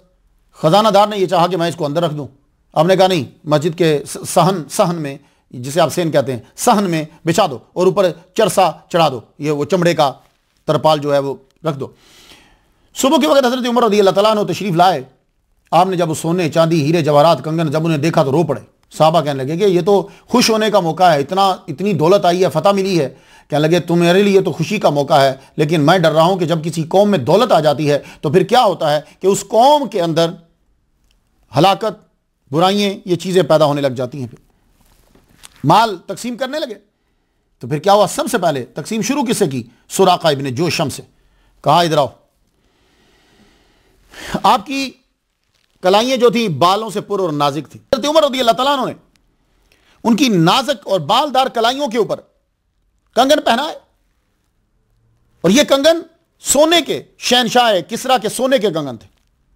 जब सुराका इब्न जोशम खुश हुए तो आपने फरमाया अल्लाह अकबर कहो, अल्लाह अकबर, अल्लाह अकबर कहो, और यह भी कहो कि तमाम तारीफें अल्लाह के लिए हैं कि जिसने किसरा से सलब किए और सुराका को पहना दिए, ये भी कहो। तो शाह वलीउल्लाह फरमाते हैं कि इमाम शाफी ये वाक़या नकल करने के बाद फरमाते हैं कि वो कंगन अता करने से हुजूर सल्लल्लाहु अलैहि वसल्लम की वो पेश गोई पूरी हुई जो हुजूर सल्लल्लाहु अलैहि वसल्लम ने सुराका की कलाइयों को देखते हुए कहा था, सुराका वो वक्त आज भी मेरे सामने है कि तुम इन कलाइयों पे किसरा के कंगन पहने हुए हो। तो ये गैब हुआ ना।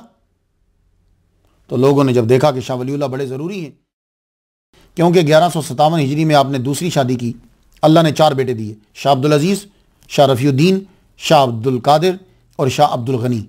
ये शाह अब्दुल गनी जो थे ये जल्दी वफात पा गए। इनके बेटे हुए शाह इस्माइल, जिन्होंने तक़वियतुल ईमान लिखी और अपने सारे ख़ानदान, दादा परदादा समेत पूरे हिंदुस्तान के मुसलमानों को मुशरिक करार दिया। तो ये वजह है कि पोते को बचाने के लिए अब दादा को उनके रंग में रंगने की कोशिश करने के लिए इसके लिए माहिर मुकर्रर किए गए और कहा गया कि आओ किताब लिखो। तो किताब लिखने के 2 तरीके होते हैं। एक तो बंदे के अंदर सलाहियतें होती हैं, वो बाहर किताब में लिख दी जाती हैं। एक ये होता है कि आप अपनी सोच को पहले सारे 200 सफ़े पे लिख दो और उसके बाद कह दो कि ये नज़रिया था शाह वलीउल्लाह का, किसने पढ़ना। जैसे एक आदमी को मैंने देखा, वो पहले उसने अपने पूरे नज़रियात बयान किए, उसके बाद उसने हमारे दाता गंजबख्श अली उजवेरी रहमतुल्लाह अलैह की किताब निकाल के कहा साहब और शुक्र के अंदर कि ये देखो कि उन्होंने यहाँ हुजूर की तौहीन की है, जबकि वो इबारत ही दाता साहब की अपनी नहीं है। वो दाता साहब तो बता रहे हैं कि ये 2 नज़रियात हैं। आखिर में उन्होंने कहा मेरा नज़रिया जो है वो ये है। तो अपने नज़रिए में उन्होंने वो नहीं लिखा, तो लेकिन उस बंदे ने पहले पूरी तकरीर की, तुम्हारा माइंड बनाया, खिलाफ किया, बाद में जुमला दिखा दिया, ये नहीं बताया गया जुमला उनका। यही सेम शाह वलीउल्लाह से किया जा रहा है। सारी किताबें बड़े बड़े डॉक्टर और राइटर लिख देते हैं, उसके बाद असल में चक्कर ये नहीं है। चक्कर ये है कि आपका अकीदा टोटली उससे उलट है। आप हैरान होंगे जो किताबें किबला दादा हुजूर शाह वलीउल्लाह के हज के बाद की हैं, वो सब की सब पोते शाह इस्माइल देलवी की तक़वियतुल ईमान के खिलाफ हैं। यही वजह कि कई किताबें आपके नाम से जैली तौर पे छापी गई।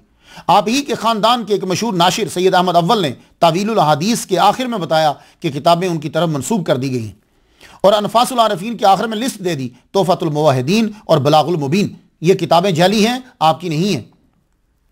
तो इंतिबाह जो किताब है ये आपने 1747 ईस्वी में लिखी, कब्र पर हाजिरी का तरीका। ये इंतबा भी बड़ी ज़बरदस्त किताब है, ये भी आपको घर में रखना है। आप फरमाते हैं अल इंतबा फी सलासिल औलिया इल्ला में, मक्का और मदीना में जो आपने क़याम के दौरान रूहानियत हासिल की उसका भी इसमें तज़किरा किया है। इसमें मैं चंद बातें तुम्हें बता देता हूँ। इस किताब के पढ़ने के बाद आपको मालूम होगा कि शाह साहब सिर्फ हदीस ही नहीं, मक्का मदीना के असातिज़ा से तसव्वुफ़ भी सीखते रहे। और उसको पढ़ने के बाद आपको मालूम होगा कि किस अकीदे के लोगों से आपने पढ़ा हो। कब्र पर हाज़िरी देने का तरीका, शाह वलीउल्लाह लिखते हैं 2 रकत नफल बराए सवाब साहिब कब्र पढ़ो। पहली रकत में सूरह फतह, दूसरी रकत में इखलास, और अगर ये नहीं आती सूरत तो दोनों रकतों में फातिहा के बाद 5-5 बार इखलास, इन्ना फतहना लका फतहम मुबीना जो है सूरह। सलाम के बाद किबला की तरफ मुंह नहीं करे, पुष्ट कर ले, मुंह जो है कब्र की तरफ करे। एक बार आयतुल कुर्सी, सूरह मुल्क और 4 कुल पढ़े। फिर फातिहा के बाद 11 दफ़ा कुल हुवल्लाह सूरह इखलास पूरी पढ़े। उसको ख़त्म करने के बाद कहे अल्लाहु अकबर अल्लाहु अकबर ला इलाहा इल्लल्लाह वल्लाहु अकबर अल्लाहु अकबर वलिल्लाहिल हम्द 7 दफ़ा ये कहते हुए कब्र का तवाफ़ करना है। जबकि आला हज़रत ने कहा तवाफ़ नहीं करने, लेकिन वो फरमा रहे हैं तवाफ़ करो। दाएं तरफ से शुरू करना है, पाँव के पास पहुंचे तो रुखसार रख दे, तो साहिब कब्र के मुंह के पास बैठ जाए और 21 दफ़ा या रब्बी या रब्बी या रब्बी कहे। फिर आसमान की तरफ मुंह उठा के या रूह हो कहे, और इसके बाद दिल पर ज़रब लगाए और या रूह यह कहता रहे जब तक कि वो रूह जाहिर ना हो जाए और तुमसे गुफ्तगू ना करने लग जाए। तो मैं दावे से कह सकता हूं अगर शाह वलीउल्लाह तक़वियतुल ईमान के मौलिफ शाह इस्माइल देलवी के दादा ना होते तो लोग आला हज़रत इमाम अहमद रज़ा खां बरेलवी रहमतुल्लाह से ज़्यादा फतवे इनके ऊपर लगाते और इनको मुशरिक और बिदअती करार दे देते। आज जो आप लोग हाथ में तस्बीह पकड़ते हो, इस तस्बीह की पूरी सनद शाह वलीउल्लाह ने बयान की है। पूरी सनद थी आपके पास तस्बीह रखने की, इमाम हसन बसरी के हाथ में होती थी। तो मालूम हुआ कि गिन गिन कर पढ़ने का रवाज जो है वो सहाबा के दौर में था। ख़त्म ख्वाजगान, आजकल आप लोग ख़त्म ख्वाजगान पढ़ते हैं, अब कोई मुश्किल आए ख़त्म ख्वाजगान करें। यह तफसील से आपने इन तबाह में बयान किया है। सिलसिला चिश्तिया के बाब में आपके वालिद से नकल किया कि शेख मुजद्दिद अल-फ़सानी के पोते के घर गया, वो ख़त्म ख्वाजगान पढ़ रहे थे। अभी सऊदी अरब इसका नाम पढ़ा ही नहीं है, अभी हिंदुस्तान में तक़वियतुल ईमान आई नहीं है, तो क्या कीदा ख़त्म ख्वाजगान पढ़ रहे हैं। और तसव्वुर शेख, यानी अपने शेख का तसव्वुर, इंतबा में तकरीबन 5 मकामात पर आपने तसव्वुर शेख का जिक्र किया है। यानी वजीफा करने लगो तो तसव्वुर शेख भी हो। रियाज़त व मुजाहिदा शाह वलीउल्लाह शेख अबू रज़ा के हवाले से लिखते हैं, जिन्होंने पाला है आपके अब्बा को, उनके हवाले से लिखते हैं। किसी ने उनसे पूछा कि सूफिया मुजाहिदा चिल्ला रियाज़त क्यों करते हैं, तो फरमाया अगर तुम्हें कोई बताए कि ये काम करो तो बादशाह का कुर्ब मिल जाएगा, क्या तुम करोगे? कहने लगे हाँ हम करेंगे। कहने लगे बस फिर सूफिया कराम को मालूम होता है कि मुजाहिदा और रियाज़त करने से ज़ाते हक नेहा खाना कल्ब में अपनी शान अलूहियत के साथ जलवागर होती है, इसलिए वो रियाज़त और मुजाहिदा करते हैं। अनफासुल आरिफीन के मुतल्लिक़ मौलाना उबैदुल्लाह सिंधी ने कहा यह किताब शाह वलीउल्लाह के फ़लसफ़ा और तसव्वुफ़ की रूह है। अब आप लोग उर्स करते हो, शाह वलीउल्लाह उर्स के कायल थे। हज़रत शाह वलीउल्लाह ने लिखा कि हज़रत ख्वाजा खुर्द, अब्दुल्ला उनका नाम है, ख्वाजा बाकी बिल्ला के बेटे जो हज़रत ख्वाजा बाकी बिल्ला का उर्स करवाते थे। कोई गोश्त लेकर आता, उसका वादा करता, कोई चावल, कोई समा का इंतज़ाम करता। शाह वलीउल्लाह कहते हैं कि मेरे वालिद शाह अब्दुल रहीम फरमाते हैं शेख रहमतुल्लाह उर्स किया करते थे और मैं 6-7 का हूँगा और मैं उसमें शिरकत करता था। अनफासुल आरिफीन सफ़ा 19। अनफासुल आरिफीन को बड़ी सख्ती से जो है 100 साल तक छुपाया गया, ये किताब बाहर ना आए, लेकिन सैयद मोहम्मद फ़ारूक अल कादरी साहब ने कोशिश की और 45 साल कबल आज जो मैं तारीख बयान कर रहा हूँ ये मंजर आम पर आई। इसलिए कदर किया करो ऐसे राइटर्स की, ऐसे लोगों की जो आप लोगों को तहकीक जो है वो पहुँचाते हैं। तो जो लोग औलिया और सूफिया की रूहानी ताकतों के मुनकिर हैं और तसव्वुफ़ को इस्लाम से हट के समझते हैं, वो शाह वलीउल्लाह की खुद की लिखी हुई किताबों को पढ़ो और खुद की लिखी हुई अनफासुल आरिफीन। आपका अकीदा आपने अपनी किताब अल अकीदतुल हसना में भी बयान किया। तौहीद, रिसालत, शयातीन, कुरान, माद, जज़ा व सज़ा और इनके बारे में आपका क्या अकीदा है, इवन के शफात रसूल के बारे में क्या अकीदा है, टोटली तक़वियतुल ईमान के उलट है। आपने लिखा उसके अंदर व शफाअत रसूलिल्लाह सल्लल्लाहु अलैहि वसल्लम अहलिल कबाइर मिन उम्मतिही हक़्क़ुन व हुवा मुशफ़्फ़अन व हैसु वक़ा नफ़यु शफ़ाअत फल मुरादु मिनहा शफ़ाअतुल लती तकूनु बिग़ैरि इज़्निल्लाहि व रिदाइही। ये कहते हैं आप, कहते हैं कि हुज़ूर सल्लल्लाहु अलैहि वसल्लम की शफ़ाअत अहले कबाइर के लिए हक़ है, उनकी उम्मत में से जो लोग हैं, और कबूल होगी। और वो जो नफ़ी है शफ़ाअत की, उससे मुराद है शफ़ाअतुल लती तकूनु बिग़ैरि इज़्निल्लाहि व रिदाइही, वो शफ़ाअत है जो अल्लाह की रज़ा और इज़्न के बगैर होगी। गौसे आज़म के लिए फातिहा आप अब्दुल कादिर गिलानी को गौस कहा करते थे। गौसुस सकलैन आपने अपनी किताबों में लिखा है, अब उन पर भी फतवा लगाओ गौस कोई भी अल्लाह है सिर्फ। और गौस आजम यानी 11वीं के कायल थे, उनके सवा फातिहा बराए गौस आजम के कायल थे। शाह वलीउल्लाह वो अजीम हस्ती हैं जिन्होंने सबसे पहले कुरान मजीद का इंडिया के अंदर फारसी ज़ुबान में तर्जुमा किया। अल्लामा फजल हक खैराबादी ने फरमाया कि ये इज़ालतुल खफ़ा लिखने वाला मुसन्निफ़ है, बहरे ज़ख़ार है जिसका किनारा नहीं है। इनायत अहमद ने लिखा कि शाह वलीउल्लाह शजर तूबा है जिसकी जड़ें अपनी जगह कायम हैं और शाखें हर मुसलमान के घर तक। मौलवी शिबली नुमानी ने कहा कि इब्न तैमिया और इब्न रुश्द के बाद कोई उम्मीद ना थी कोई साहिब दिल व दिमाग होगा। आखिर ज़माने में जबकि इस्लाम को लोग मिटाना चाहते थे, शाह वलीउल्लाह ऐसा शख्स पैदा हुआ जिसकी नुक्ता संजियों के आगे गजाली, राजी और इब्न रुश्द के कारनामे मांद पड़ गए।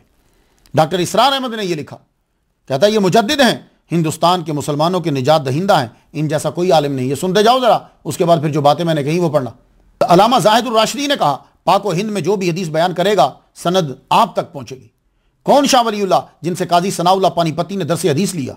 कौन शाह वलीउल्लाह जो सैयद अहमद बरेलवी के चचा शाह नुमान के उस्ताद हैं? कौन शाह वलीउल्लाह खुद अपनी किताब दुरुस समीन में लिखते हैं, हुजूर सल्लल्लाहु अलैहि वसल्लम ने इस फ़कीर को मुखातब करके कहा, शाह इलाही यही है, उम्मत मरहूमा के तमाम ऐसे उम्दा खसाइल जो तरक कर दिए गए हैं तुम्हारे अंदर जमा कर दिए जाए।